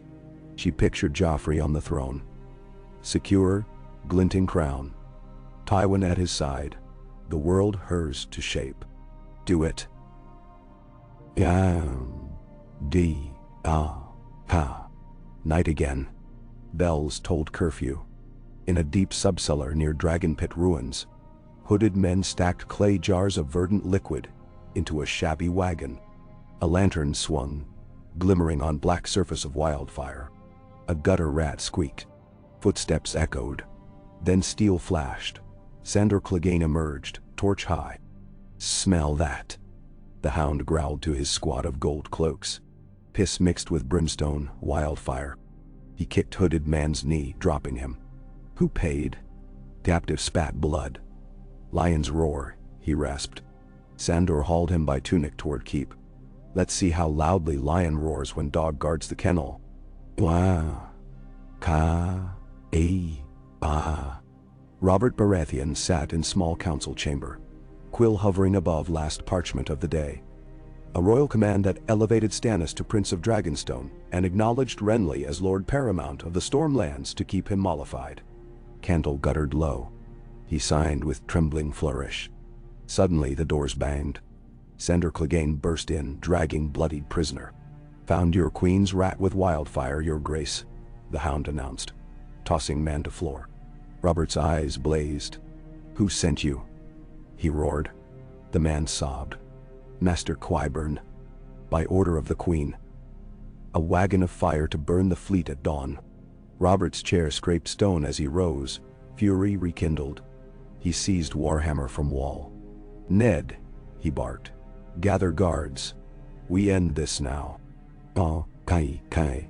Cersei heard the tramp of boots before door flew open. Robert strode in, hair wild. Behind him, Ned Barristan. Sandor taught. Myrcella shrieked. Tommen clung to mother's skirts. Robert's face contorted with grief and rage. Did you mean to incinerate our children as well? He demanded. Cersei lifted chin.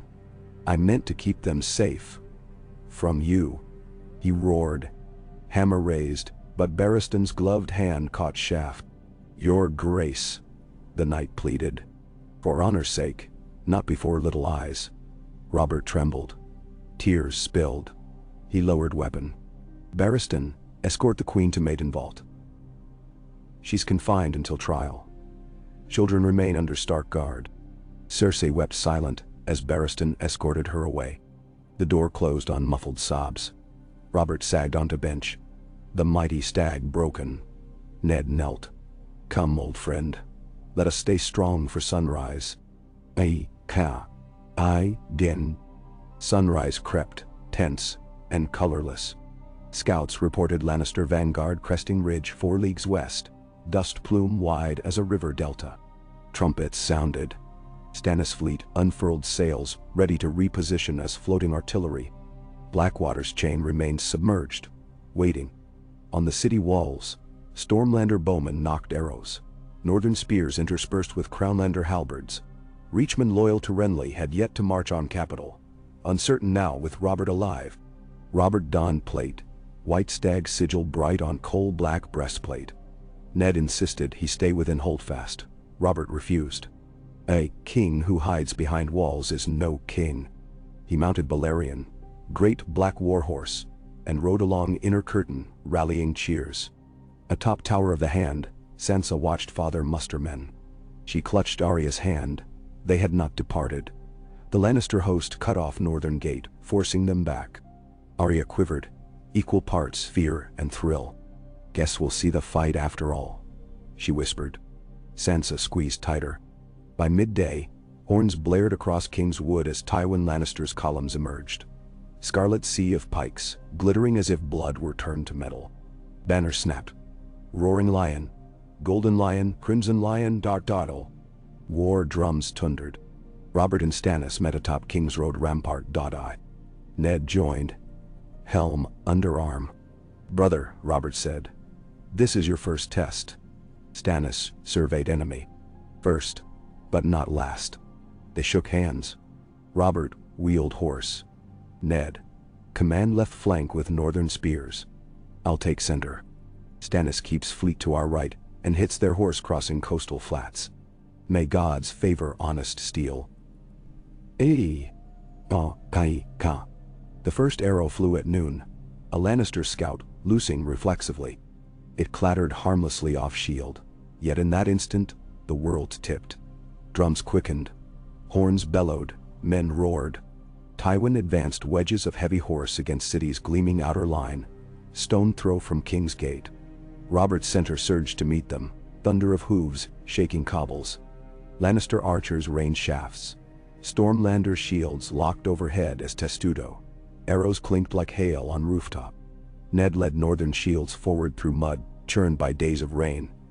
The ground sucked boots, but spirits soared at direwolf banners snapping. He bellowed commands. Men planted 8-foot pikes, angled up. Lannister lances crashed on wood, splintering. Horses screamed. Northern axes cleaved gaps. Screams rose. Above the fray, Renly's messenger galloped along East Bank, bearing white flag. City ballistae tracked but held. The rider gained Old Gate shouting, "Lord Renly marches for peace, with roses not swords." But his words drowned in clash. On Blackwater, Stannis' galleys catapulted flaming pitcharks to Lannister right flank, where Kevin's knights attempted ford at Shallow Inlet. Fire splashed. Horses panicked. Knights scattered. Yet sails from Mere, cunning, flanked Furies aft with long-range scorpions, sinking 2 Baratheon cogs. Amid center melee, Robert's hammer rose and fell, denting helms, crushing mail. He shouted, each breath fogging under helm. Across swirl of bodies he spied a lion banner tipping. He pressed forward, rage and joy merging into battle song. Tywin, reserved behind second rank, watched impassive. He snapped fingers. Ignal, a horn howled. Suddenly, from Wooded Ridge south, fresh column erupted. Thousands of armored men bearing lavender manticores of House Payne and blackened Son of Lydon. They poured toward city's southeastern wall where defenses thin. Ned saw cresting surge. "Damn," he muttered. He dispatched Sir Wylas Manderley with 200 to Shore Gap, but outnumbered. Within walls panic flared. Small folk fled to septs, bells rang. Varys, gliding like gray moth, hurried along hidden passages ensuring wildfire caches sealed. On rampart Meryn Trant disregarded orders, pulling his men from parapet to shield Queen's Tower. Though Cersei was gone, Barristan had moved her to inner holdfast. Lannister climbers seized unmanned battlements, tossing grapnels. Battle lines blurred. Robert saw red flags breach. He roared to Bannerman, "To the breach!" But horse reared as crossbow bolt whizzed. He steadied, spurred. In tower window above, Joffrey watched wide-eyed. With Tywin's success, hope resurfaced. "Grandfather will rescue us," he whispered to Myrcella. She shivered. Arya perched on parapet with bow half-drawn, having stolen quiver. She loosed arrow at climber, missed but grazed rope. The man plunged. Her heart hammered. Sansa tugged her back. "If father finds you, then he'll know I'm not some fainting lady." Arya snapped, notching again. Ka. Endea. Beyond Flea Bottom, wildfire wagon captured by Sandor earlier now sat guarded in yard. But Qyburn's agents had others. One rumbling cart disguised near Spice Market leaked faint green glow through cracks. At signal of bronzed mirror flash, driver smashed lantern onto tarp. "Do-you-go!" The world erupted green. Flame roared skyward, devouring stalls, screaming hawkers. Shockwave blasted Hellholt Alley. Dozens incinerated. Wind carried Emerald Fireball into neighboring structures. Panic exploded faster than blaze. Civilians stampeded toward River Gate, choking streets, blocking reinforcement routes. Smoke plumes rolled over battlefield, choking men. Robert coughed, wiping soot. "Wildfire," he rasped. Memories of King's Landing aflame after sack of King's Landing flashed. Tywin saw glow. His lips thinned. Perhaps not his order, but fortune favored lion. Chaos in city would split defenders. Ka. Within Holdfast, Stannis' fleet signaled. They could douse fires with seawater hoses if gates opened. Ned dispatched runners, but chain mechanism jammed. Saboteurs had wedged iron spikes in winches. Time bled. Flames spread. Sandor Clegane, bearing his childhood dread of fire, trembled yet steeled himself. He mounted horse, rallied dozen gold cloaks. With me, they thundered into Flea Bottom, cutting panicked throng, forming bucket line from muddy way wells. Sandor himself smashed barrels, dousing perimeter. Fear warred with duty. Duty clawed victory, inch by inch. Okay. Indeed. Amid carnage, a black-bearded knight charged Robert. Sir Gregor Clegane, loaned to Tywin's cause. He swung greatsword two-handed. Robert parried with hammer haft, bones jarred. They circled, two titans amid swirl. "Your bastard crown ends today," Gregor bellowed. Robert spat blood. One wolf, one man, one blow. He feinted, ducked, slammed hammer into Gregor's knee. Plate dented. The mountain grunted but swung overhead. Robert slid aside, countering with upswing to helm. Steel crumpled. Gregor staggered. Another swing crushed breastplate. Ribs cracked. The giant toppled, dust billowing. Robert panted triumphant, but arrow hissed, striking his upper leg. He roared. Lannister crossbowman knocked second when an axe from Jory Castle buried in his chest. Jory knelt by Robert. "Can you stand, your grace?" "Break arrow," Robert growled. Jory snapped shaft. Robert gritted through pain, rising. Blood-soaked grieve, but he waved men onward. Pain, petty, ninja, in. On city flank, Ned's pikes braced as Pain Horse crashed. Thunder of hooves relented to shrieks as Stannis' shore-mounted catapults hurled stones hammered from dragonstone quarries, crushing riders. But numbers pressed. Ned ordered slow retreat to inner trenches, using charred wagons as barricade. Spear lines reformed. Then horns sounded. 3 blasts from north. Ned squinted. Dust plume not red but gray-blue. Out of King's Road rode banners bearing Trout of Tully and Dire Wolf of Stark. Catelyn, leading an army of rivermen and northmen, she had rallied when ravens reached River Run. Catelyn rode at van beside Greatjon Umber, whose booming laugh cut din. The relief force slammed into Pain flank, scattering cavalry. Tywin's momentum faltered. Ned's heart leapt. Hold fast. He rallied. Inside Red Keep, Varys found Qyburn attempting escape through Hidden Sally. The spider's soft hands clapped, unsmiling. A bold play, Maester. Yet few bold men measure consequences. Qyburn's eyes gleamed fanatically. Consequences birth new order. Indeed. Varys gestured. Unsullied trained silent brothers emerged. Varys' secret eunuch guards. They seized Qyburn. Varys took vial of oily red fluid from his sleeve. Milk of the poppy laced with basilisk venom. Taste of your art. He forced it on Qyburn. Moments later, Maester's veins blackened. He collapsed. Varys sighed. For the realm, he whispered, instructing guards to dispose of body quietly. As sun dipped, battle lines blurred. Smoke haze turned battlefield twilight. Stannis galleys finally breached obstruction, pumping seawater onto still smoldering quarters, gaining cheers from small folk who moments earlier cursed stags. Flea Bottom fires guttered. Catelyn's fresh host pushed Pain and Lydon back toward Tywin's main. Tywin adjusted lines, folding wings inward to prevent encirclement. A masterful maneuver, but lost initiative. Robert, bleeding but unbowed, charged into Lion infantry, hammering shield to pieces.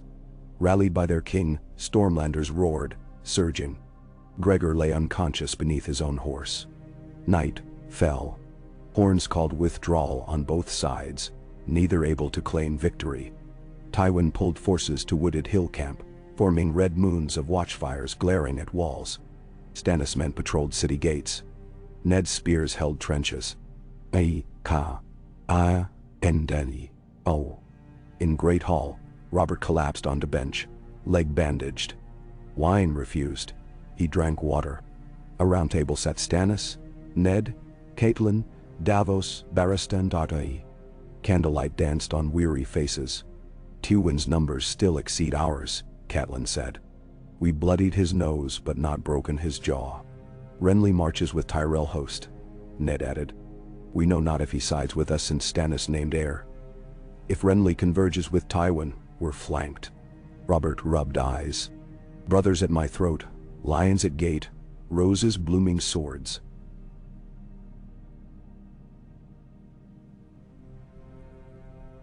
Seven hells.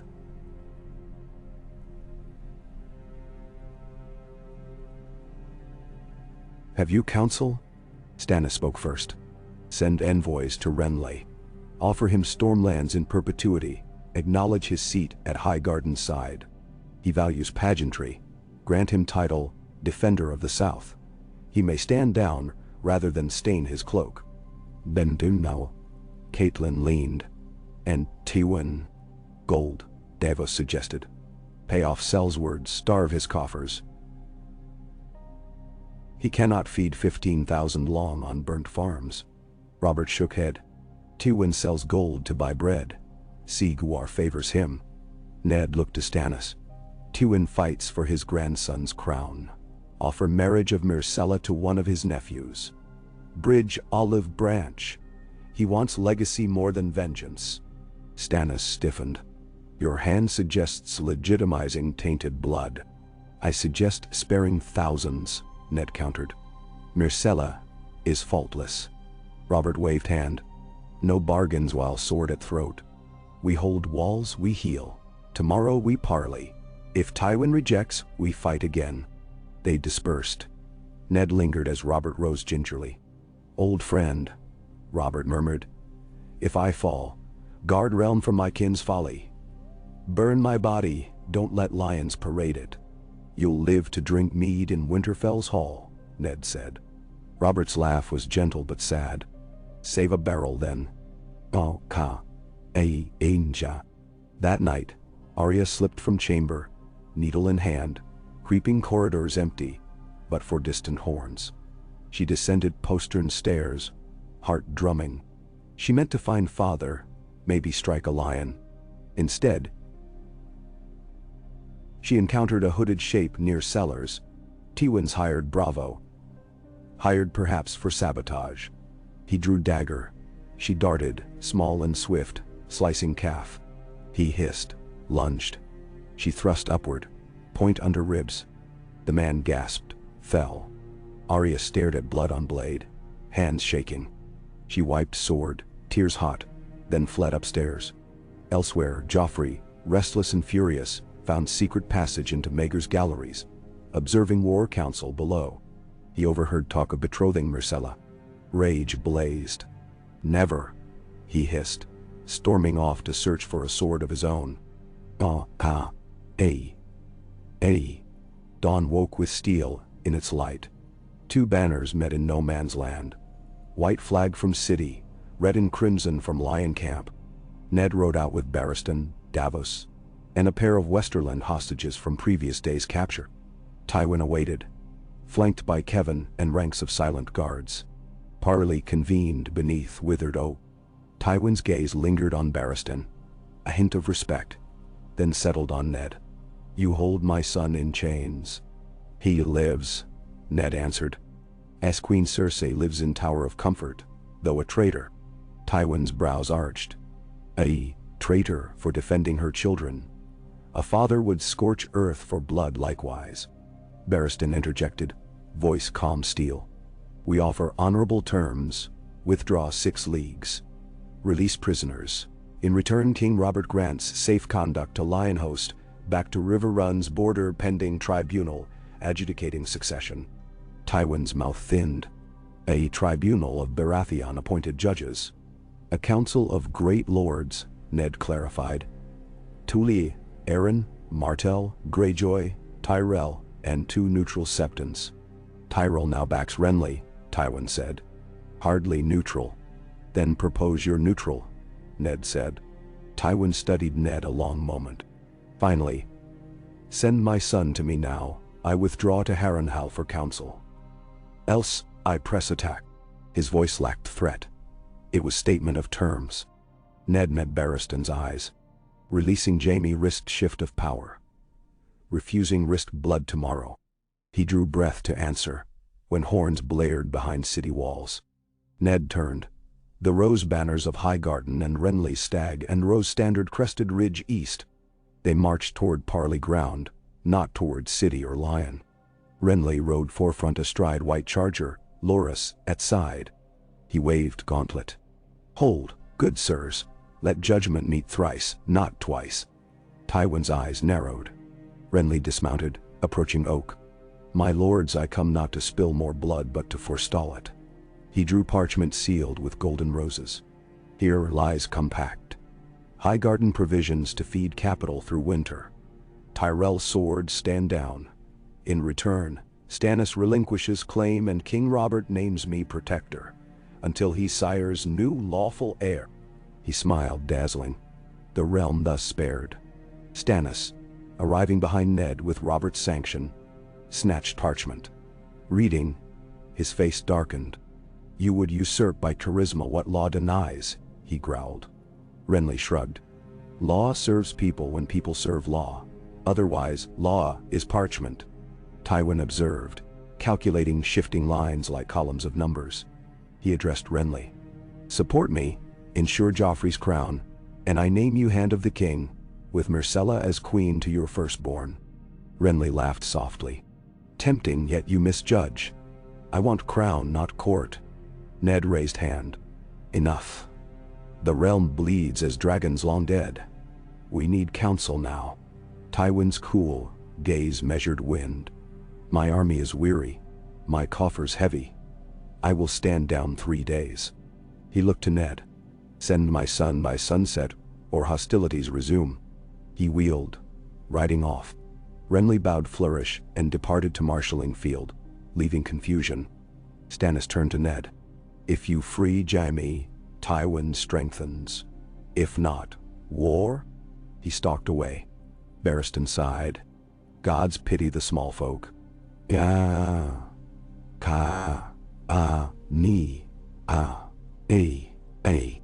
That evening, Robert limped into Great Sept of Baelor, alone but for lantern. He knelt before marble father statue, tears slipping.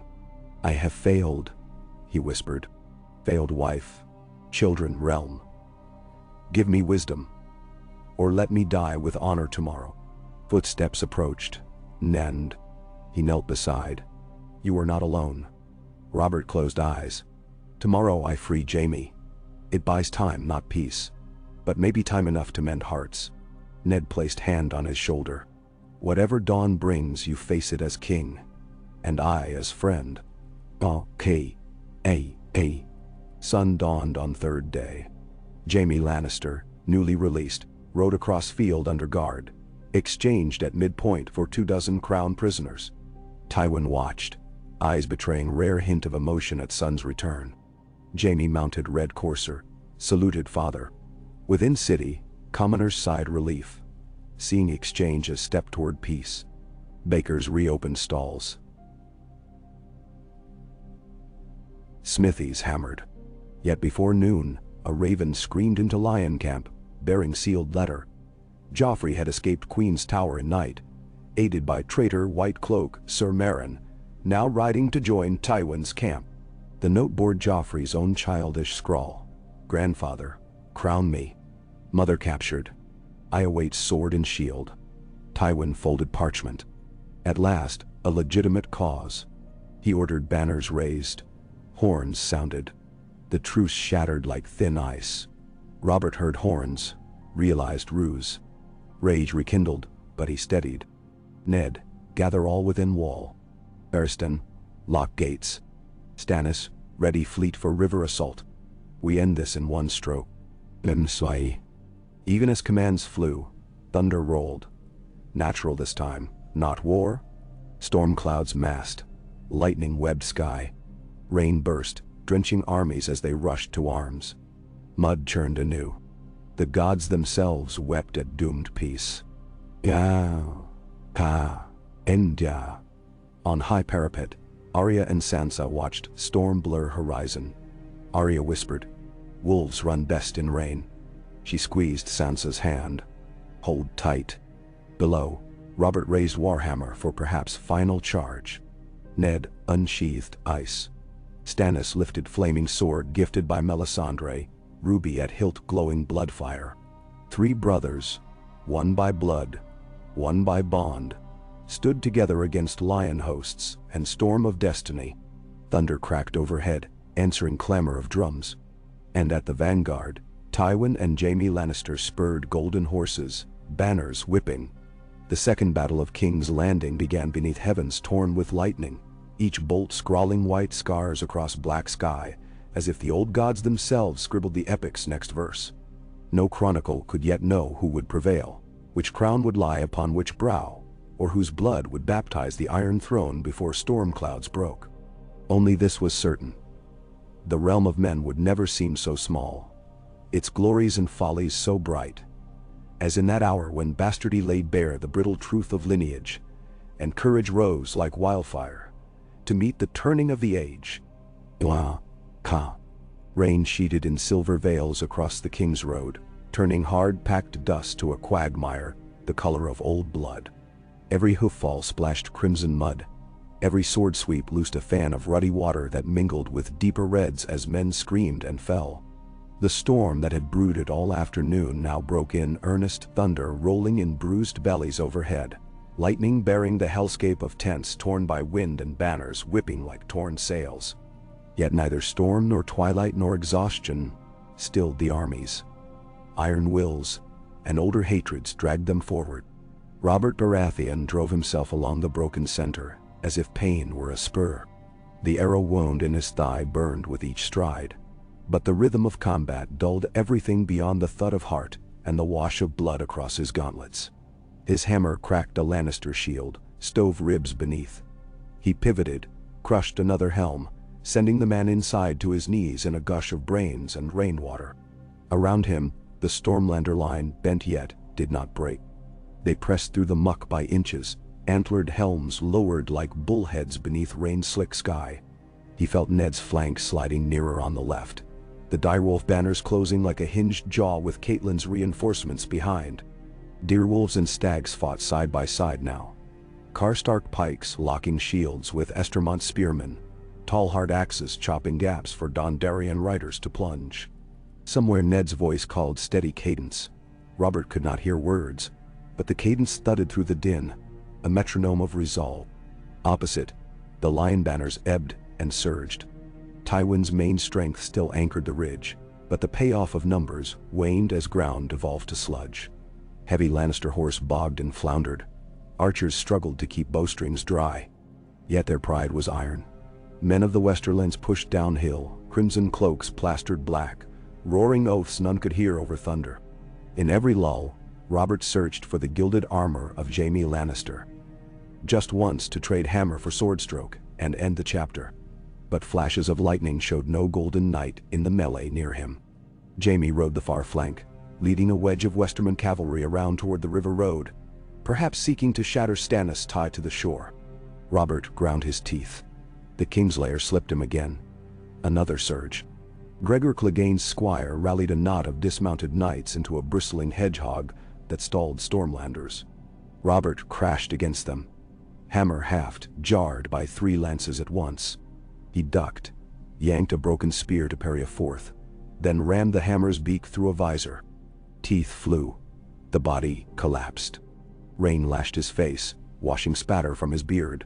He roared, voice ragged, and the hedgehog cracked.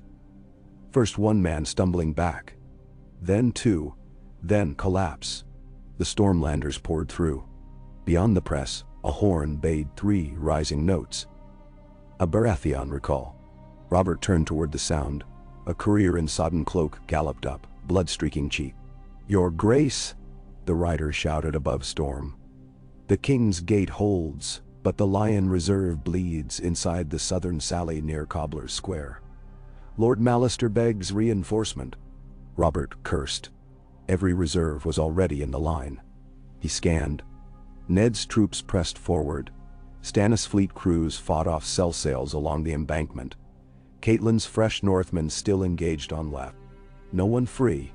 He gripped the courier's arm. Tell Mallister to hold. He jerked chin at a knot of mounted guards. His personal retainers, mere 40 now from the 80 that rode at dawn. With me. The hammer hoisted. He spurred Balerion, thigh screaming anew. Okay, Asia.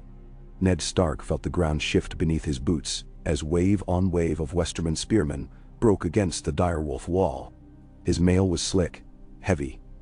Water ran from the quaff down the bridge of his nose, reddened with mud and another man's lifeblood. He tasted copper and rain. Lightning painted battlefield ghosts in white glare, revealing Tysha Talhart dragging a wounded soldier clear of the melee. Mage Mormont bellowing orders from horseback, her blade blackened to the hilt. Among the clash, Ned caught fleeting glimpses of Catelyn. She wore a riveted breastpiece, scarlet-trimmed cloak plastered to mail. In one hand she held her late father's sword, swung with resolute precision.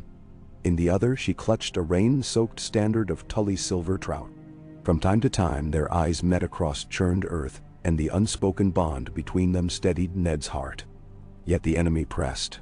Ser Adam Marbrand's Orange Lion personal banner drove toward the northern flank with a corps of reserve cavalry that had evaded trenches. Ned signaled with his sword. A horn answered. Greatjan Umber lumbered forth with foul-mouthed glee, giants of Last Hearth at his heels. They slammed full into Marbrand's onset. Horses screamed as axes hewed legs, and the giants of the north bellowed laughter as they hauled knights from saddles. Sparks flew where greatswords hacked pouched mail. Marbrand fought fiercely, until an umber mace crumpled his helm, and he vanished beneath hooves. Rain intensified. The field churned into a single mass of grappling shadows. Pennons drooping. Shields cracked. Ned felt his shoulder begin to freeze, the old wound from the Tower of Joy flaring under the relentless drive. He pressed on, blades glancing from his shield rim as he pivoted, parried, thrust, always moving toward the glint of Tywin's command banner, still firm upon the rise. If the Lion Father retreated or fell, his sons and grandsons caused might founder. A second rider arrived, cloak in tatters. Davos Seaworth's second son, deft in the saddle even on land. He leaned down to Ned. Lord Hand, the wildfire caches are secured and fires nearly quenched. But the mud gate's western tower buckles. Stannis begs your pikes to brace inside before the wall collapses. Ned acknowledged with a nod, dispatched his reserve of tall Karstark spears under Helman Tallhart, to sprint for the gate. Warfare felt like a dozen spinning plates. He feared which might fall next. Then came a sound beneath the thunder.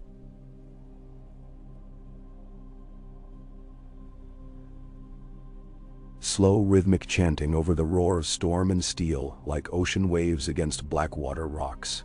Ned turned and saw, along the harbor rampart, hundreds of men in barbed helms bearing red and black hearts, torches held aloft despite rain. Melisandre walked in their midst, scarlet cloak streaming wet but unextinguished, her voice weaving a hymn to her eastern god.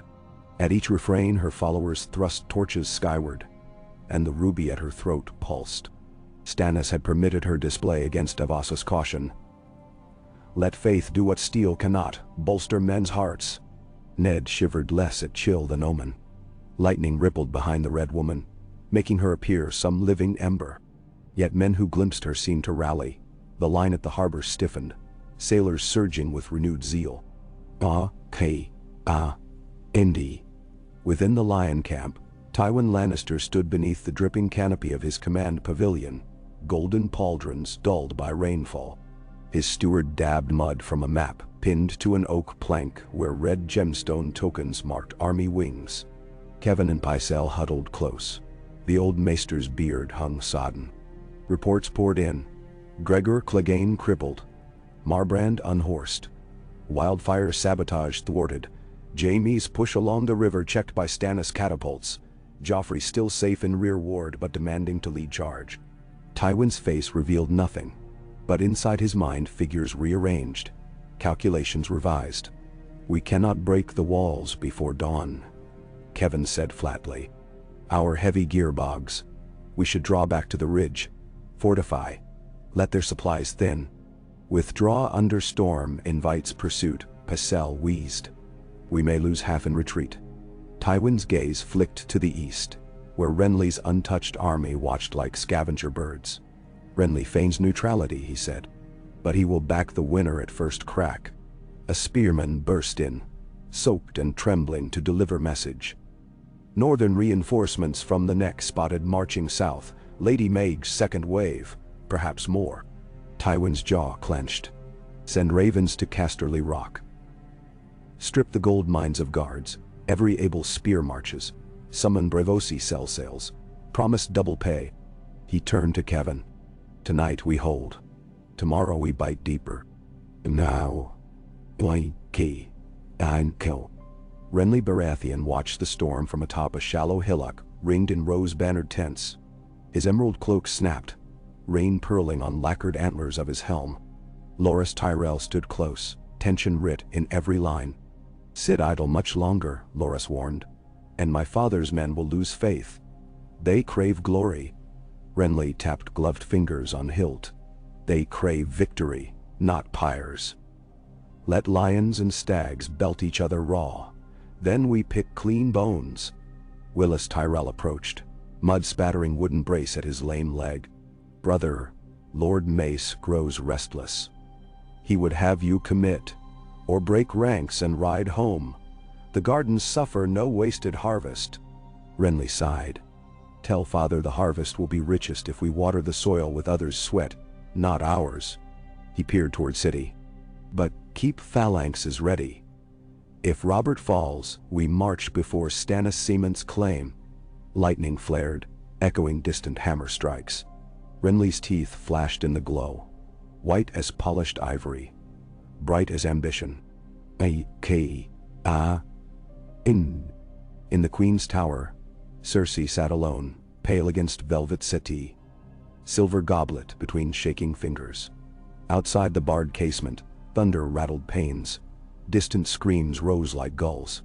She imagined Tywin's banners cresting the walls, Jaime's bright armor carving lanes, Joffrey crown gleaming, yet the shrieks below sounded more lion than victory. The door opened.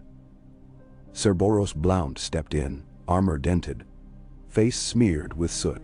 Your Grace, the hound quashed wildfire rebels. Lord Stark moves your children to Inner Bailey.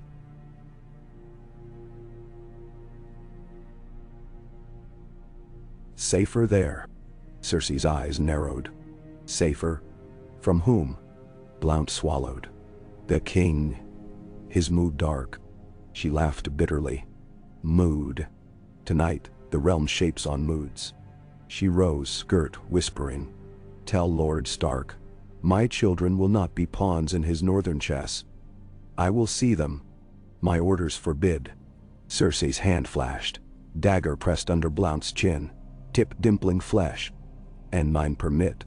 She passed him, gown trailing bloody raindrops where it brushed Blount's gash. I say. In the yard below the maiden vault, Arya and Sansa found refuge with Septa Mordane beneath the eaves of a granary, the roof sagging under deluge. The Septa murmured prayers, while Sansa clasped her hands, tears mixing with rain. Arya stared out at figures darting through mist, alive with restless purpose. Thunder boomed. A gate far off slammed. Torchlight flared and there came marching, white cloaks, Kingsguard, bearing Joffrey between them. Arya tensed, fingers twitching toward hidden needle. Joffrey saw her, even through gloom, and his smirk rose like a viper's head. He shouted above thunder. Winterfell whelps, see how lions claim what's theirs. Arya's fury sparked, but Sansa's hand seized her wrist with iron grip. No, Arya. Not tonight. Men? And Insiu. The Kingsguard disappeared into the keep. Arya exhaled, watching sparks sizzle where torches kissed rain.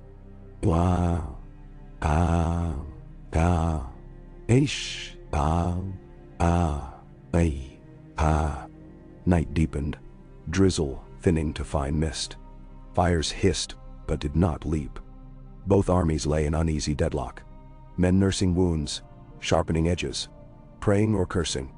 The wounded moaned under ragged awnings, surgeons stitched by lantern glow. Outside the city's east gate, traitor gold cloaks executed 3 men caught destroying catapult ropes. Spies paid in Lannister silver. Their bodies swung, turning like ghastly pendulums in storm breeze. Robert, patched but unbowed, convened a war council in the torchlit atrium of Maegor's Holdfast. Ned sat opposite, cloak draped to hide blood-dark rent in mail. Stannis leaned on table, Melisandre hovering behind like living shadow. Davos, Barristan, Catelyn, and Greatjon ringed the board. Sir Courtney Penrose represented Storm's End. Sir Brynden Rivers the Tully host. A captured Tyrell scout had been brought earlier, caught mapping gate weaknesses. Under interrogation he babbled of Renly's plan. If Robert fell, Renly's banners would flow to capital. To restore order. The revelation colored every debate. Renly plays both ends. Stannis spat. Let me sortie at dawn and drive him off before he chooses lion or stag. Robert shook head. We divide one more time, Tywin will swallow us. Hold the rose at arm's length, but do not provoke. Catelyn unfolded a fresh report. Lord Mallister's outriders spotted Dornish banners near Stone Way. Prince Oberyn perhaps rides to test waters. If Dorne joins either side... Scales tip again. Dane. Greatjon guffawed. 7. Save us, we'll have every crawling lord south of Neck.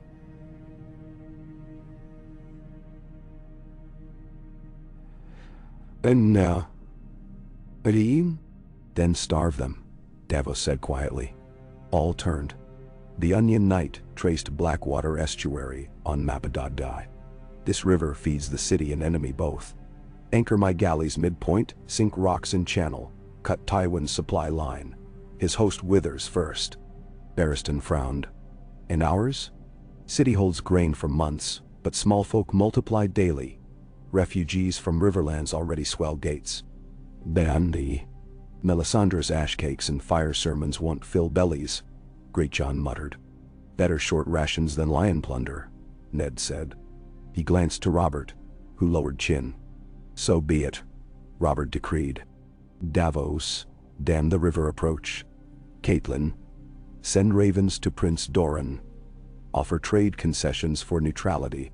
Stannis, ready assault brigades if Tywin tries to force breach. Ned, keep the wall, and keep the peace inside. If Renly wavers, woo him with titles, but hold him beyond reach of lion gold. He closed eyes a moment. By gods old and new, may dawn favor justice. Dawn flared copper, thin yet bright through torn clouds.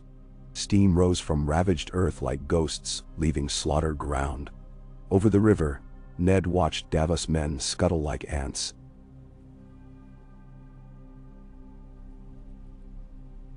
Scuttling hulks into shallows, raising chain nets across narrowing channel. 3 Lannister skiffs tried probing. Catapult stones from Fury drove them off. In the lion camp, Tywin observed, lips compressed. Their wells would hold. Their wagons from the west still trickled, but the strategic pinch threatened. He summoned Jaime, freshly armored, and still nursing bruised ribs where Robert's blow jarred. Ride south along ridge, Tywin ordered. Find the Rosby Road past the Godswood. Protect supply wagons. Prince Oberyn's vanguard reported near God's Eye. Delay them. If the Dornish align with Baratheon, numbers falter. Jaime saluted, calling for his cream charger. Across field Stormlanders unfurled new banners. Stag crowned within flaming heart, Melisandre's symbol. Arrow whispers shot among Robert's soldiers. Some suspicious, others awed. The Red Woman herself climbed tower parapet, lifting arms. Dawn's first light seemed to ignite ruby at her throat. She murmured, voice carried by unnatural breeze. Light cast blade of righteous flame. Burn lies, burn night. Azor Ahai shall stand reborn. Crowned by smoke and salt. Stannis, standing behind, gripped sword hilt. In that instant, watchers could have sworn his blade gleamed red. Reflection or miracle, none knew. Okay. Inside the city, Arya found herself summoned by Varys. The spider's soft steps guided her through hidden passages until they emerged near cellars where unlinking of chain mechanism groaned. Varys knelt, candles guttering, tools in slender fingers. Treachery jammed the great chain, he murmured. A quick hand might fit where mine cannot. He glanced at Arya's thin arms. Winterfell blood is nimble. Arya eyed him narrow. Why help you? Because your father's cause may fail if Lannister ships breach the river tonight. He offered a narrow iron wedge and subtle smile. She crawled inside dank crevice, twisting tools, sweat mingling with cold slime. Her heart pounded. She heard distant thunder of trebuchets, roar of crowds. Finally, pin released. The chain clanked free, ready to raise again. She crawled out, smeared in grease. Many will never know the girl who saved their walls, Varys said softly. But history whispers in grateful hearts. Arya wiped grime on tunic, eyes fierce. I don't want gratitude. I want winter to come for my enemies. She turned and vanished.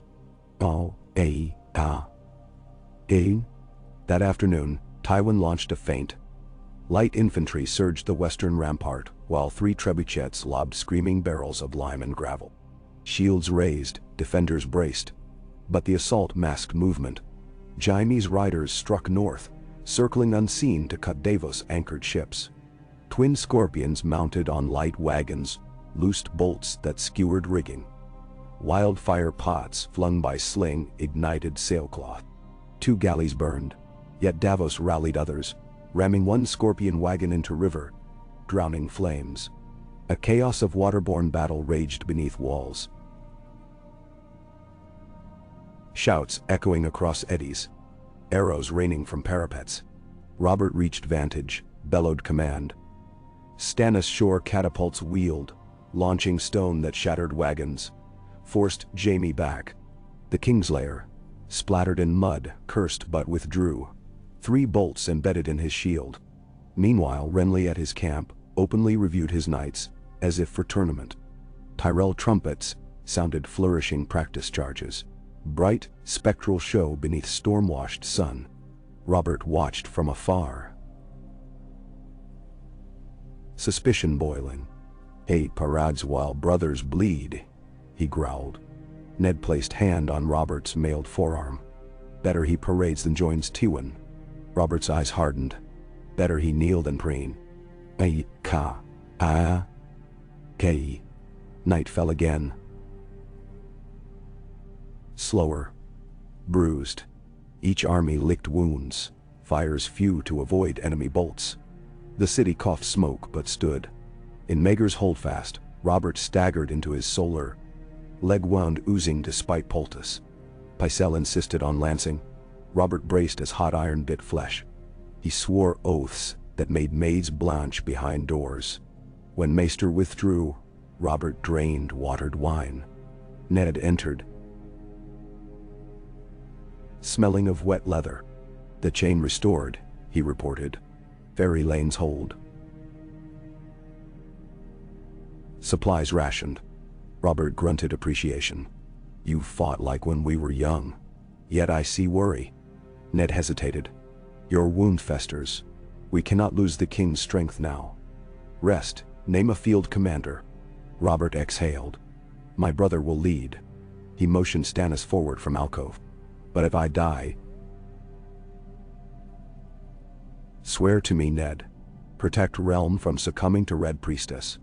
He eyed Melisandre's distant silhouette flickering on battlements. "Her fire feels colder than ice." "I will guard the people," Ned vowed. Robert nodded, exhaustion creasing. "And protect Cersei. From herself, if nothing else." Ned's mouth tightened, but he bowed head.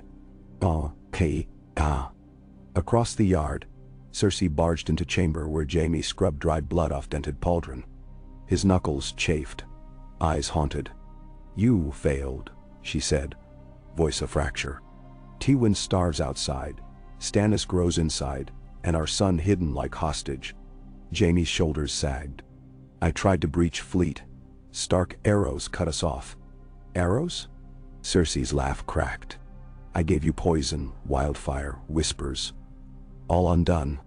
She seized his collar. Will you kill Robert, or must I? Jaime gently unclasped her hands. Robert may already be dying, wound putrid. Wait out infection. Battle ends without kinslaying. Cersei's gaze flickered. Hope. Then we must survive until his rot finishes. Keep Joffrey safe. Send word to Renly. If he helps us ascend, we'll wed Myrcella to his heir. She turned, cloak swirling. Do not fail me again. When door shut, Jaime slumped on stool, staring at sword leaning against wall. Light from brazier danced along Valyrian steel edge, calling memory of oaths broken and kept. He rubbed temples, wishing for wine to drown the voice whispering treachery's cost.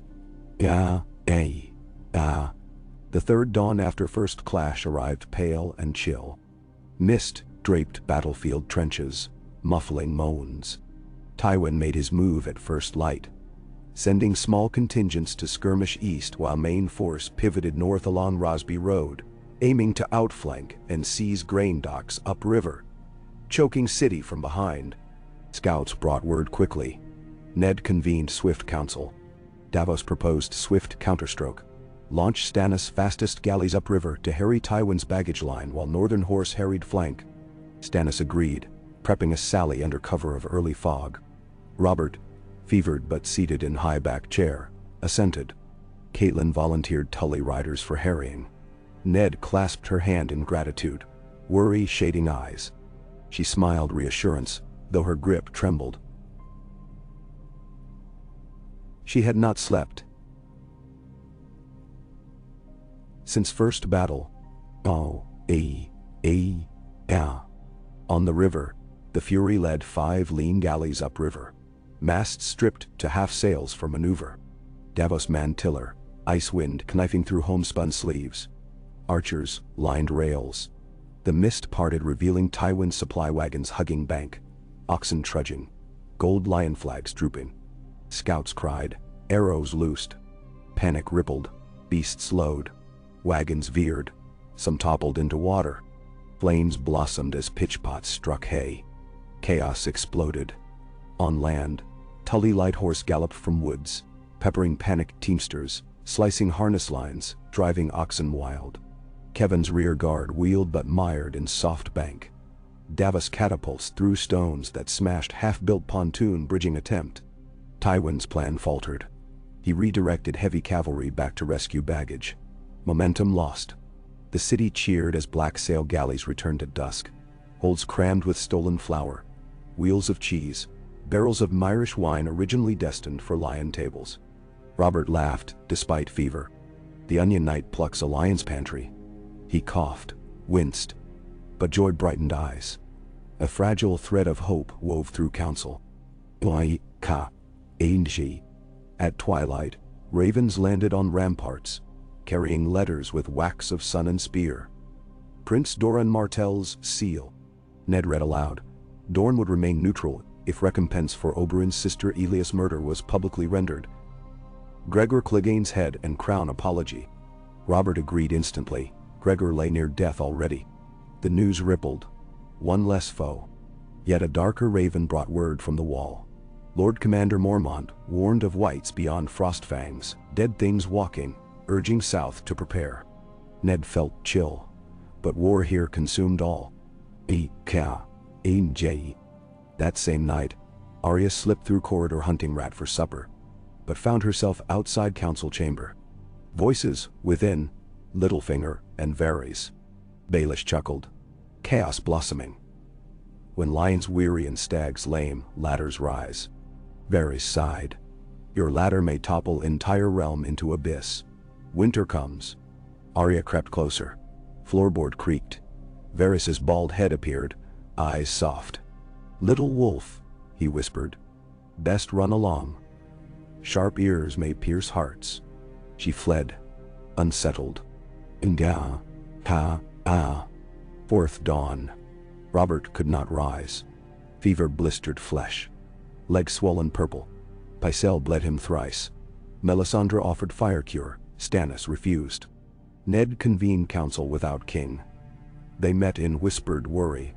Stannis assumed command. He proposed decisive assault.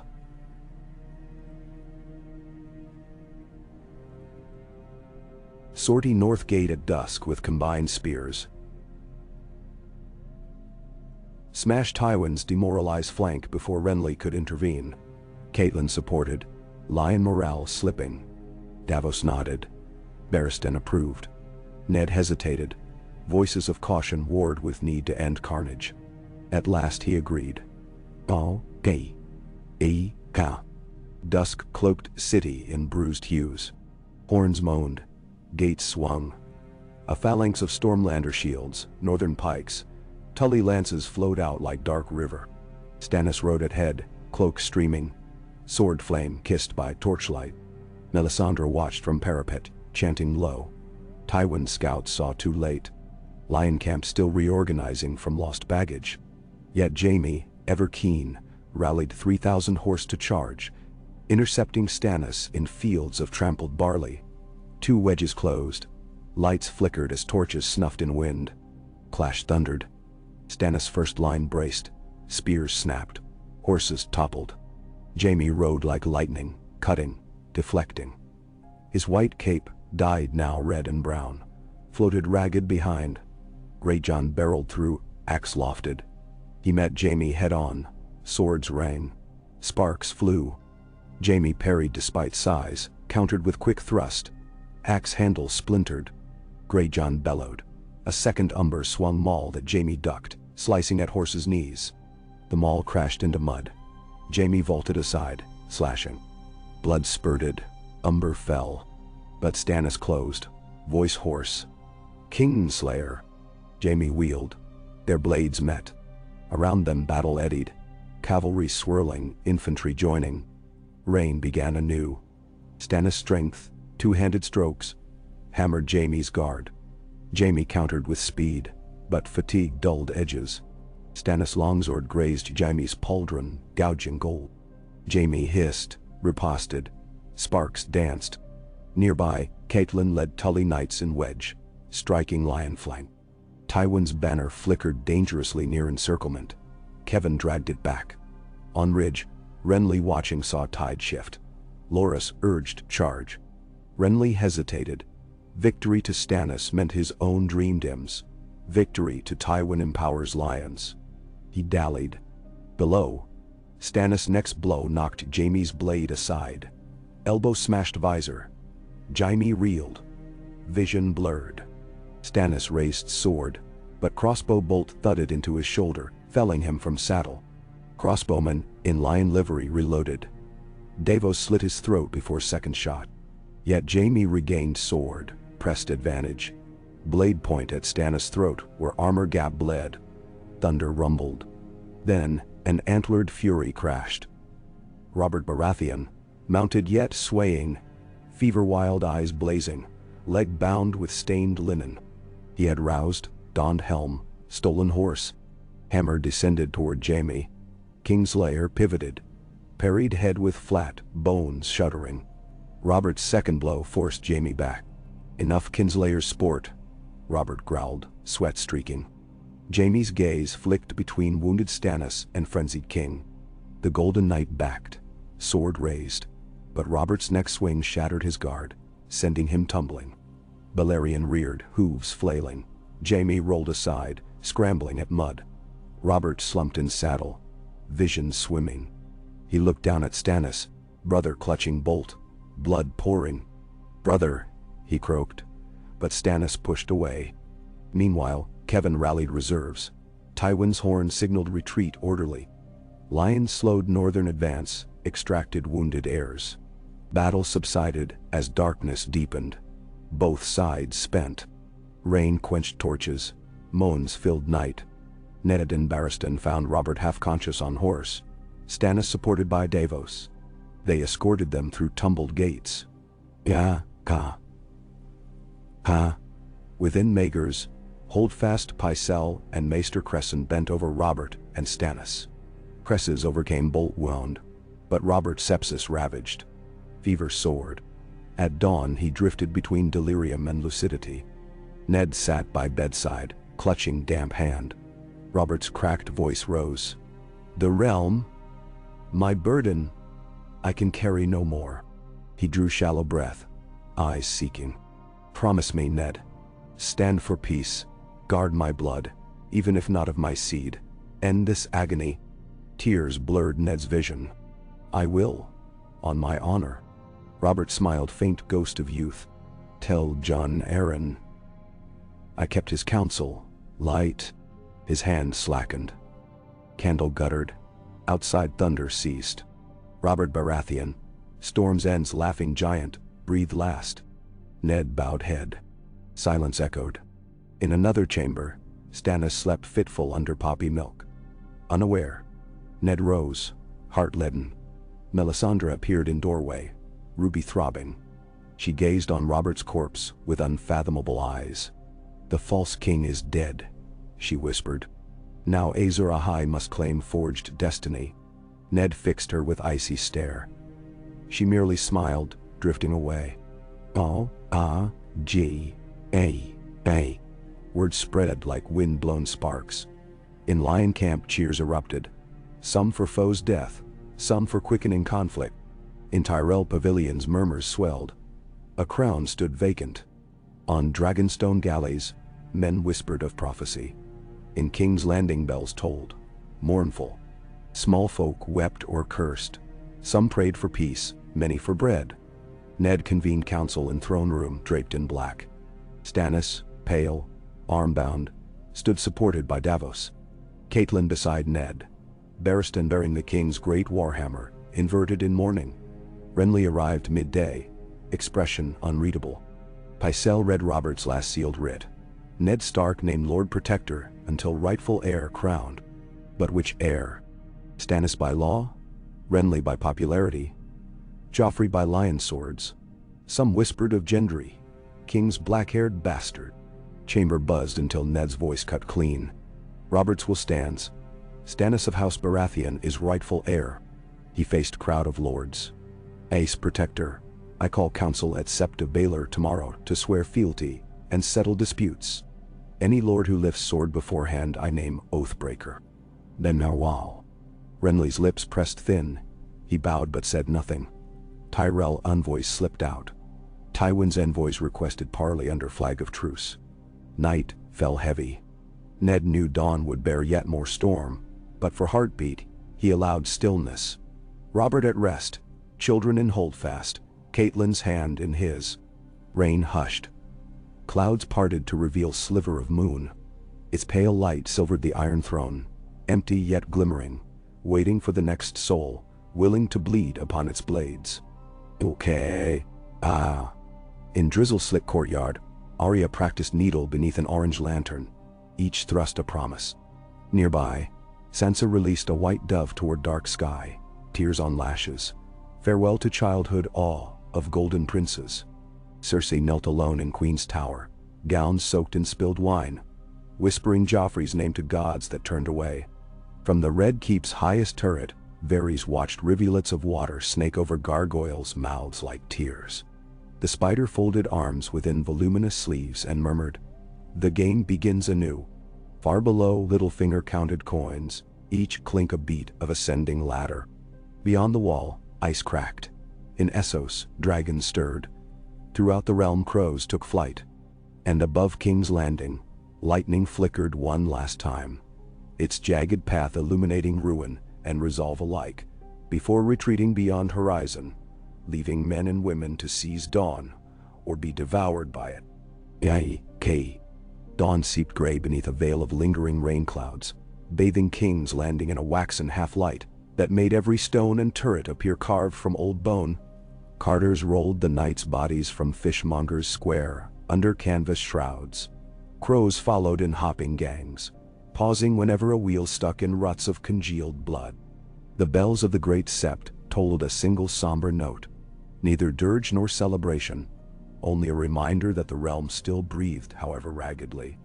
Inside the Red Keep, drafts of warm air drifted through vaulted passages where torches guttered but did not die. Ned Stark walked these halls in silence, ice slung across his back, cloak of damp wool, trailing faint rivulets along flagstones. He felt the rough edges of the realm's weight pressing deeper into his shoulders, then the double-link mail beneath.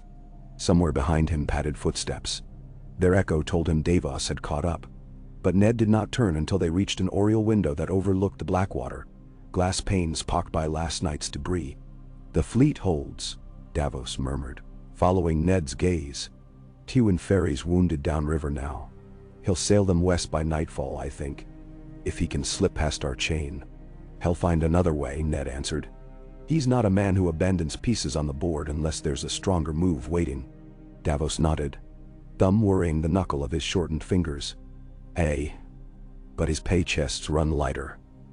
"My lads captured 4 wagons of minted coin, heavy as sin. Stag coffers'll fill for a time."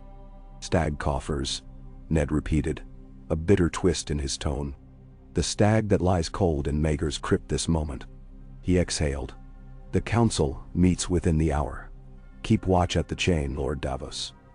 No ships pass in or out without my seal." Davos clasped Stark's forearm. "7 guard you, my lord. And the old gods too, if they'll share roof with the new." He departed, boots receding into stone hush. Ned lingered only a heartbeat longer, then turned toward the Sept of Baelor where the lords already gathered. Every step sounded like drumbeats in his skull. Robert's laughter, Lyanna's whisper, the hushed vow he'd made by a fevered bedside only hours earlier. "Guard my children." But the children in question might ignite the next blaze. Mists clung low over the plaza of punishment when Ned emerged through the king's gate, iceborne unsheathed across his palms in sign of open truth. The cobbles glistened slick. Small folk pressed against cordons of mailed guards, their faces pinched beneath hoods and straw hats. Some spat curses, others pressed rough hands over hearts as the Lord of Winterfell passed. Ahead, the broad marble steps of Baelor's Sept were flanked by columns of white-cloaked Kingsguard. Only 5 remained at post. Sir Barristan at the fore, his expression carved from snow. Sir Preston and Sir Aerys to his left. Sir Balon Swan and Sir Boros Blount to the right. Sir Jaime's place lay empty, his cloak burned on the field of barley. Ned climbed the steps. The 7 sword points crossed and lifted, granting passage. Inside the cavernous nave, candles and iron chandeliers leaked pitch smoke into dizzy heights. But most windows stayed shuttered to hush the wind. Stone pews were crowded with nobles, Tyrell emeralds, Tully River blue, Baratheon black and gold, Lannister crimson. At the very front, a half-circle of high chairs faced the aisle. Thrones for the great lords, though 2 already sat upon them. Stannis occupied one, bandaged arm stiff, jaw locked Otto. Renly lounged in another, emerald cloak fanned across the seatback.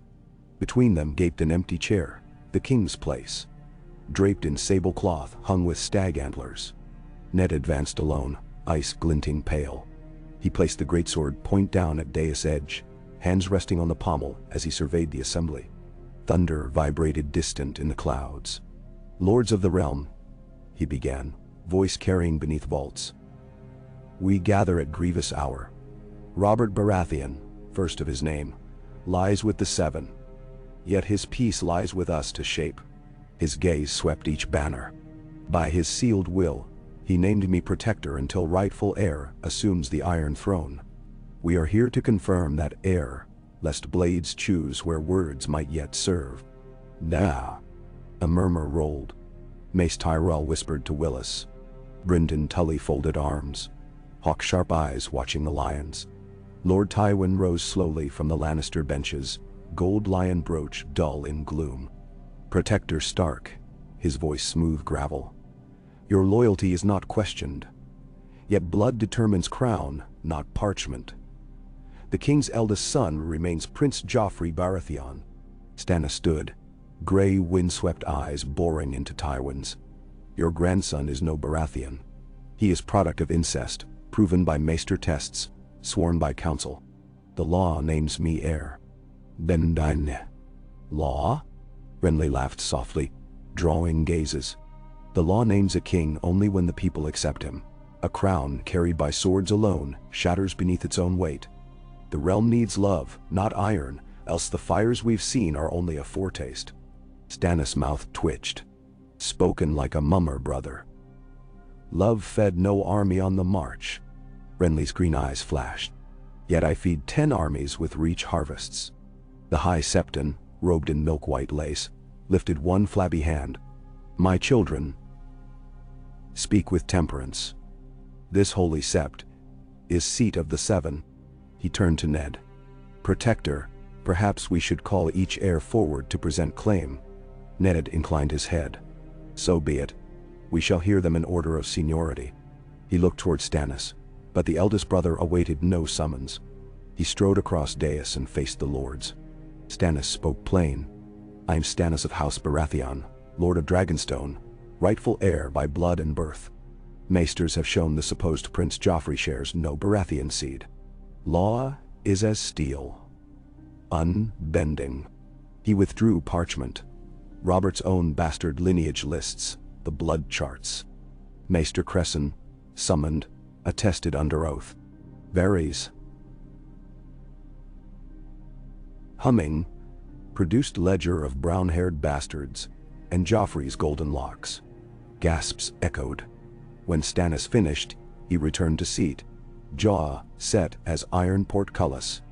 Renly rose next, emerald cloak swirling. Lords and ladies, I am Renly of House Baratheon, Lord of Storm's End, beloved by small folk and great houses alike. He gestured to Tyrells, Tarth, Rowan. Our land bleeds. We need peace, not iron edicts. I offer prosperity, crops protected by strong levies, road wardens, festivals to honor gods. Choose me, and the realm blossoms. And he spoke of grain ships to Dorne, rebuilding of Riverland's mills. Mace Tyrell smiled. Lords nodded. When Renly bowed, applause rustled though some booed. The High Septon looked to Tywin. Shall the prince present his cause? Joffrey strode forth, flanked by Sir Boros and Sir Meryn. He wore black doublet set with red garnets, the crown of stag's horns fused with lion's mane glinting above youth's pale brow. He did not bow. I am Joffrey of houses Baratheon and Lannister, he proclaimed, voice cracking only once. I sat the Iron Throne beside my father. I banished traitors who doubted my blood. Kneel now and I forgive all. His gaze stabbed each bench. Refuse, and I will feed your hearts to the dogs. Uneasy laughter fluttered, quickly stilled. Tywin's expression did not change. Renly arched brow. Stannis sneered. When Joffrey turned away, Ned stepped to center again. You have heard. He drew scroll bearing Robert's seal, broke wax for all to witness. Here Robert Baratheon, named Stannis heir Tarth. The king doubted Joffrey's lineage, yet still sought to protect the boy from ruin. I cannot ignore this will. Then? Tywin's low voice carried. The will of dead king weighed against living armies, Lord Stark. He gestured. Who here will raise banners for Stannis? A few Stormlords rose. Bryce Caron, Penrose, Selmy. They formed a modest cluster. Who stands with Renly? Mace Tyrell's entire host rose, as did Tarth, Fossaway, Merryweather. Half the hall.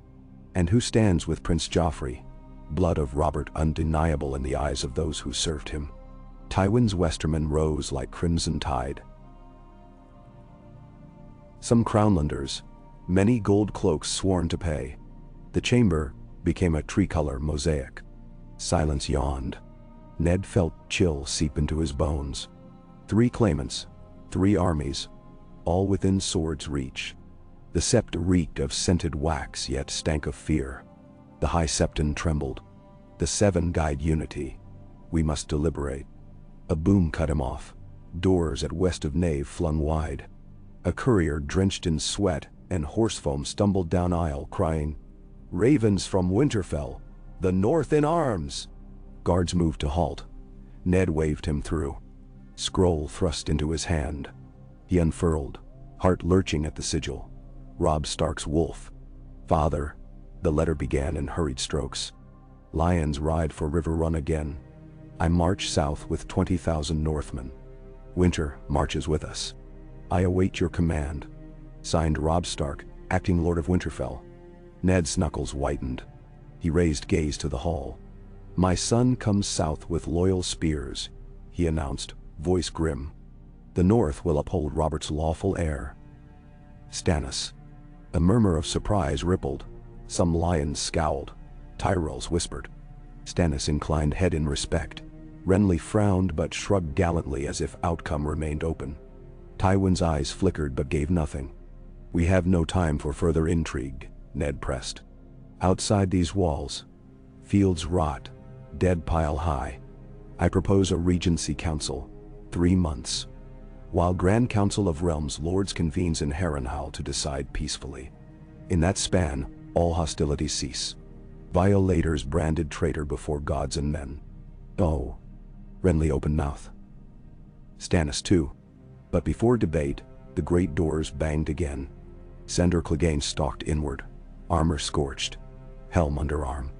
Protector Stark, the hound growled. Scouts report Tywin's remaining horse move north. Fast. He means to ride around us, cut Robb before he links with Tully host. Lannister foot dig trenches outside Roserod.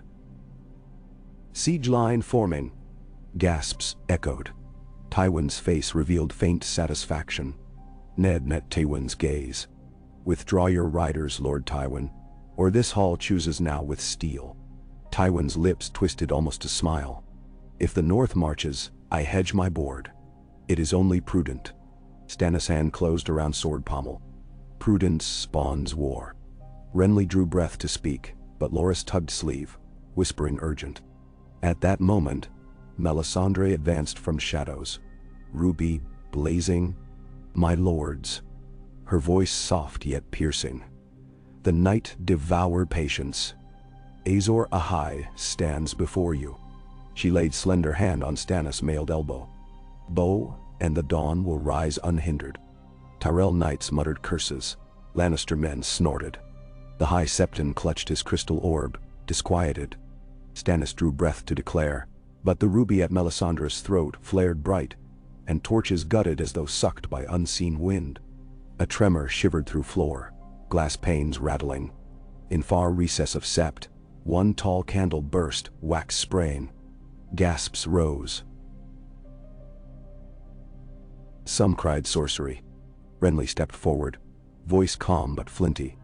I will not bend knee to parlor tricks. This is Westeros, not Ashai. Melisandre's gaze speared him.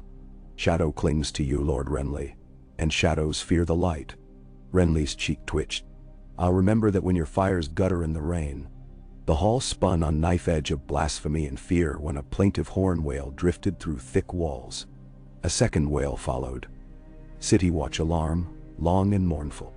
Captain of the Gold Cloaks burst through side door. Protector. Fires in Flea Bottom. Wildfire again. Ned's pulse hammered. He barked orders. Barristan, Swan. Blount to muster buckets. Davos to fleet for seawater.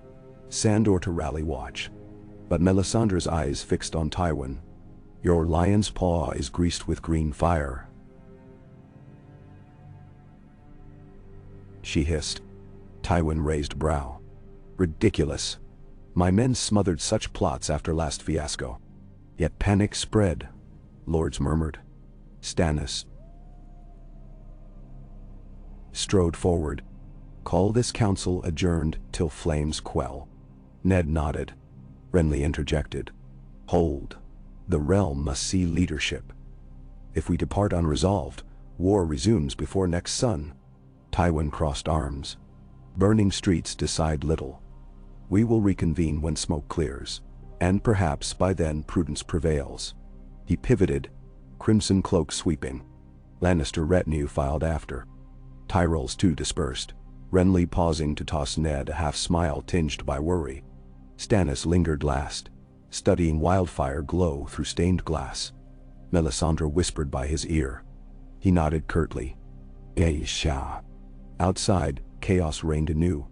Somewhere near the Street of Flower, a cache had exploded, toppling wooden precincts and kindling shanties. Green flames licked eaves, wind gusting smoke into choking corridors. Sandor Clegane's fear of fire wrestled duty, but he forced himself forward. hacking burning beams so they crashed away from packed alleys. Davos's galleys pumped seawater across walls, hoses snaking like serpents. Small folk formed bucket lines. Ned worked shoulder to shoulder with Karstark spearmen, battling flame tongues that leapt over lane. When at last the blaze faltered near dawn's first blush, 20 huts lay blackened, but the keep and granaries held. Ned's hair stank of ash, his arms shook. He stumbled into courtyard where Catelyn waited, cloak around shoulders. She wiped soot from his cheek. "Another night," she murmured.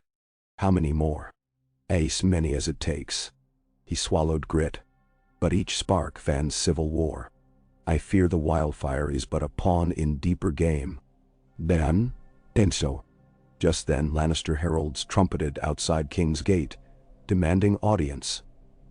Tywin requested return of the Queen to his camp this very dawn. Else he would hang Riverland prisoners at every milepost. Ned refused. The herald warned Tywin would storm Roserat again by midday. Back in the Tower of the Hand, Ned found quills, parchment, ink, bite. He wrote 3 letters. One to Robb command to strike Lannister baggage at River Run's flanks.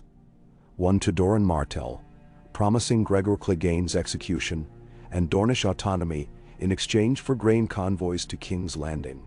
And one to Renly, offering Myrcella's hand after proper legitimization if he would pledge Reach Host to Stannis' claim and drive Tywin west. He sealed each with Direwolf in black wax. As he pressed seal into final pool, he felt the weary yet stubborn pulse of resolve. Robert's last wish would not die in wildfire or lion teeth. Ned would see a lawful crown or fall with sword unsheathed. West of city walls, Tywin convened his war council in striped dawn beneath patched canvas. Jaime, newly returned, winced with every breath but stood tall. Kevan flanked. A red-robed alchemist bowed low bearing news. Wildfire caches had been sabotaged by unknown agents. His order could supply no more for days. Tywin dismissed him with curt nod. "Father," Jaime rasped. "Our next move?" Tywin pointed at map. "We hold Ridge. Renly will not side with Stannis while Joffrey's fate uncertain. Tonight I send riders to reach old Stormlander bannermen. Offer pardons for defection. If Northmen approach, we shift supply route east through Duskendale. Bypass their pincer." "Menau," Kevan frowned. "And wildfire sabotage. This red priestess fans fear." "The men whisper." "Men will whisper until they starve or win," Tywin said flatly. "I intend they win." He looked Jaime in eye. "Ride tomorrow at dusk with select cavalry. Slip through Muddy Valley Pass, strike their fleet stores. Burn them. No wildfire. Only torches. Cut their bread and they will kneel." Jaime hesitated, then inclined head. "As you command." Before noon, Raven soared. Renly received Ned's olive branch, Myrcella's hand promise. He smiled, showing letter to Loras. The Knight of Flowers considered. Hair claim questionable, but union seals reach to throne, whichever stag. Renly mused. "If I march with Stannis, I stand beneath him. If I hold, Tywin weakens, then I claim crown over siblings both." Willis voiced caution. "Overreach invites ruin." Renly tapped finger. "A marriage, yes. But join which side when battle erupts again?" He looked toward Red Keep. "Let them bleed one more day. We join victor and still hold bride price."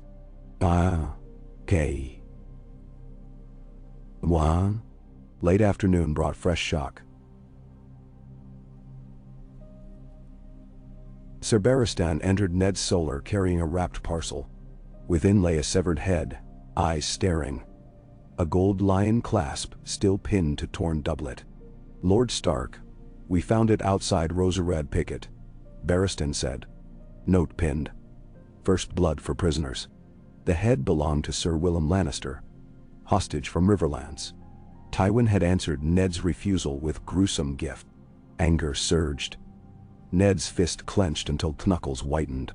Catelyn entered, saw, gasped, hand to mouth. Ned handed Barristan's sealed letter to Doran, voice low. "Send at once. and ready gallows on broken Baylor Bridge. We show we will answer blood. Barristan bowed. Oh. Hun. In Queen's Tower that night, Cersei paced.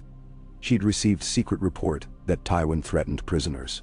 She knew father sought leverage, but this cruelty gnawed her gut, while she remained trapped. Ser Boros assured her gate soon open once Tywin forced Stark's hand. But she could not wait. A rumor spread that Ned planned to send her and the children to Dragonstone as wards. She had one final ploy. Raven to Renly. By candlelight she penned, "Aid Joffrey tonight. Guide your knights through Rosegate. Deliver us, and Myrcella is yours. Tommen your ward, High Garden ever favored." She sealed with golden wax, slipping it to Squire she trusted. But Varys' little birds watched. They intercepted letter before it flew. In down went Daddy sea. The fifth dawn rose, red streaks on steel sky.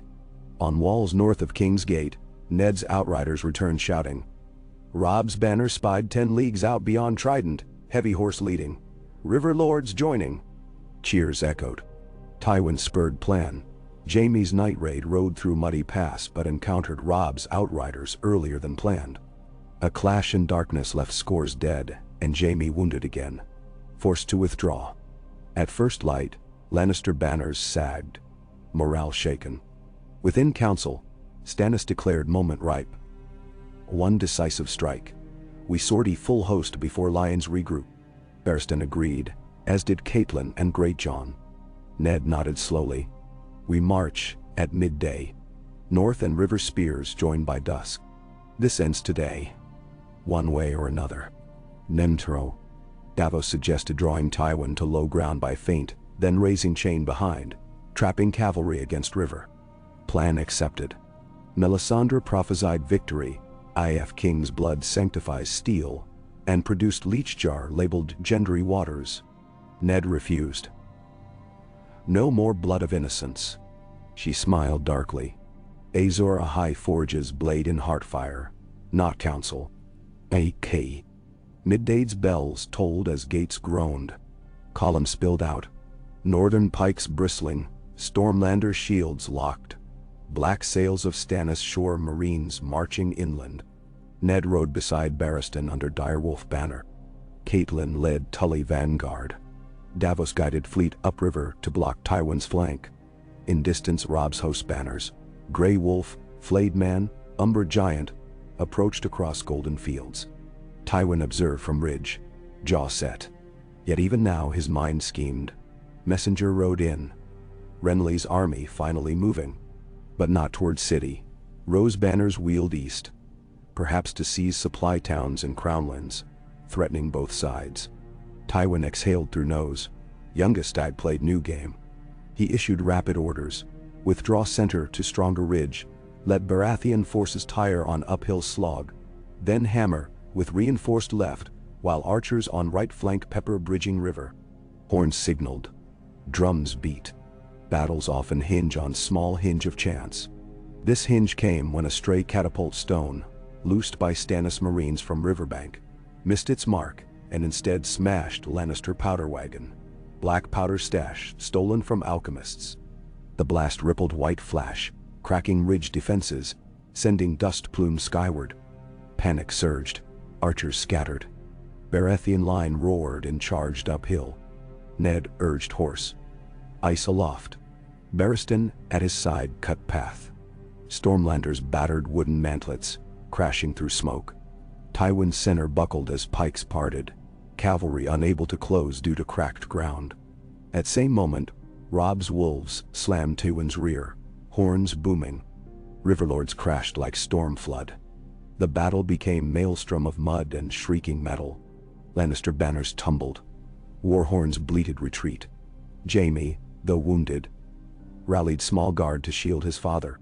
They hacked path to West Road, Tywin spurring retreat. Northern light cavalry nipped heels, but Robb ordered hold. Avoid overextension. Secure field. By dusk, red banners vanished into rain fog toward Golden Tooth. King's Landing's defenders raised battered cheers. The second battle ended. Bodies carpeted hillside. Crows already circled. In Great Hall that night Ned stood before throne, armor dripping.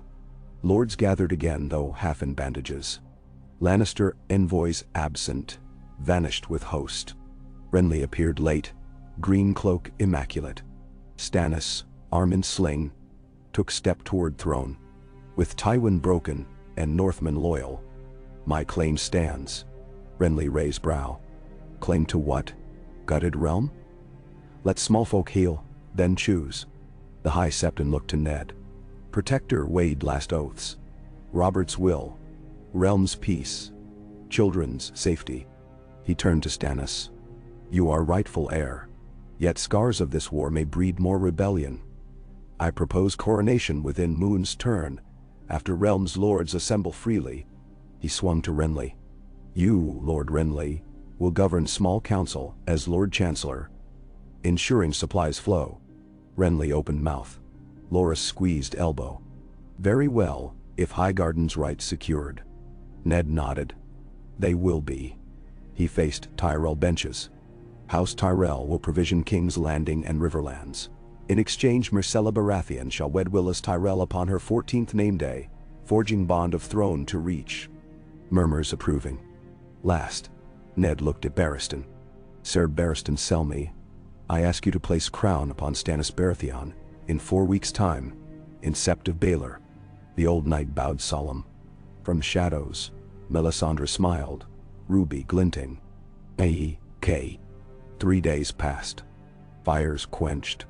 Bodies burned outside city. Pyres stretched for miles. Grain wagons rolled in under Tyrell banners. Dornish ships approached with citrus and dates. Work crews cleared shattered streets. Robert lay entombed beneath great sept, marble likeness serene. Stannis visited alone, touching Stone Cheek once before departing for Dragonstone to gather crown jewels. Renly, installed as Chancellor, dazzled small folk with feasts to celebrate ceasefire. Troubadours sang his praises at taverns. Yet he watched horizon each dusk, measuring sun's arc like a gambler eyeing dice. Ned spent hours with Robb in field tents north of city. Father and son's embrace required no words. Robb pledged North would hold King's peace, for now. But omens lingered.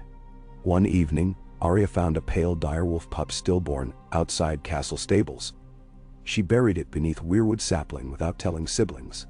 Sansa dreamed of falling crowns. Bran dreamt in Winterfell of ravens with 3 eyes. Ned knew calm perched on thin ice. Yet as he walked ramparts at dawn, watching sun gild Blackwater in gold, he allowed breath of hope. Robert's line, though fractured, might yet anchor realm. Stannis' stern rule tempered by Renly's flourish, Willis' patience, Catelyn's counsel. Perhaps children unborn would remember these days, not as dance of dragons, but forging of stronger realm. A gull screamed overhead. Ned touched Ice's pommel. Winter still comes, he murmured, but we build fires enough.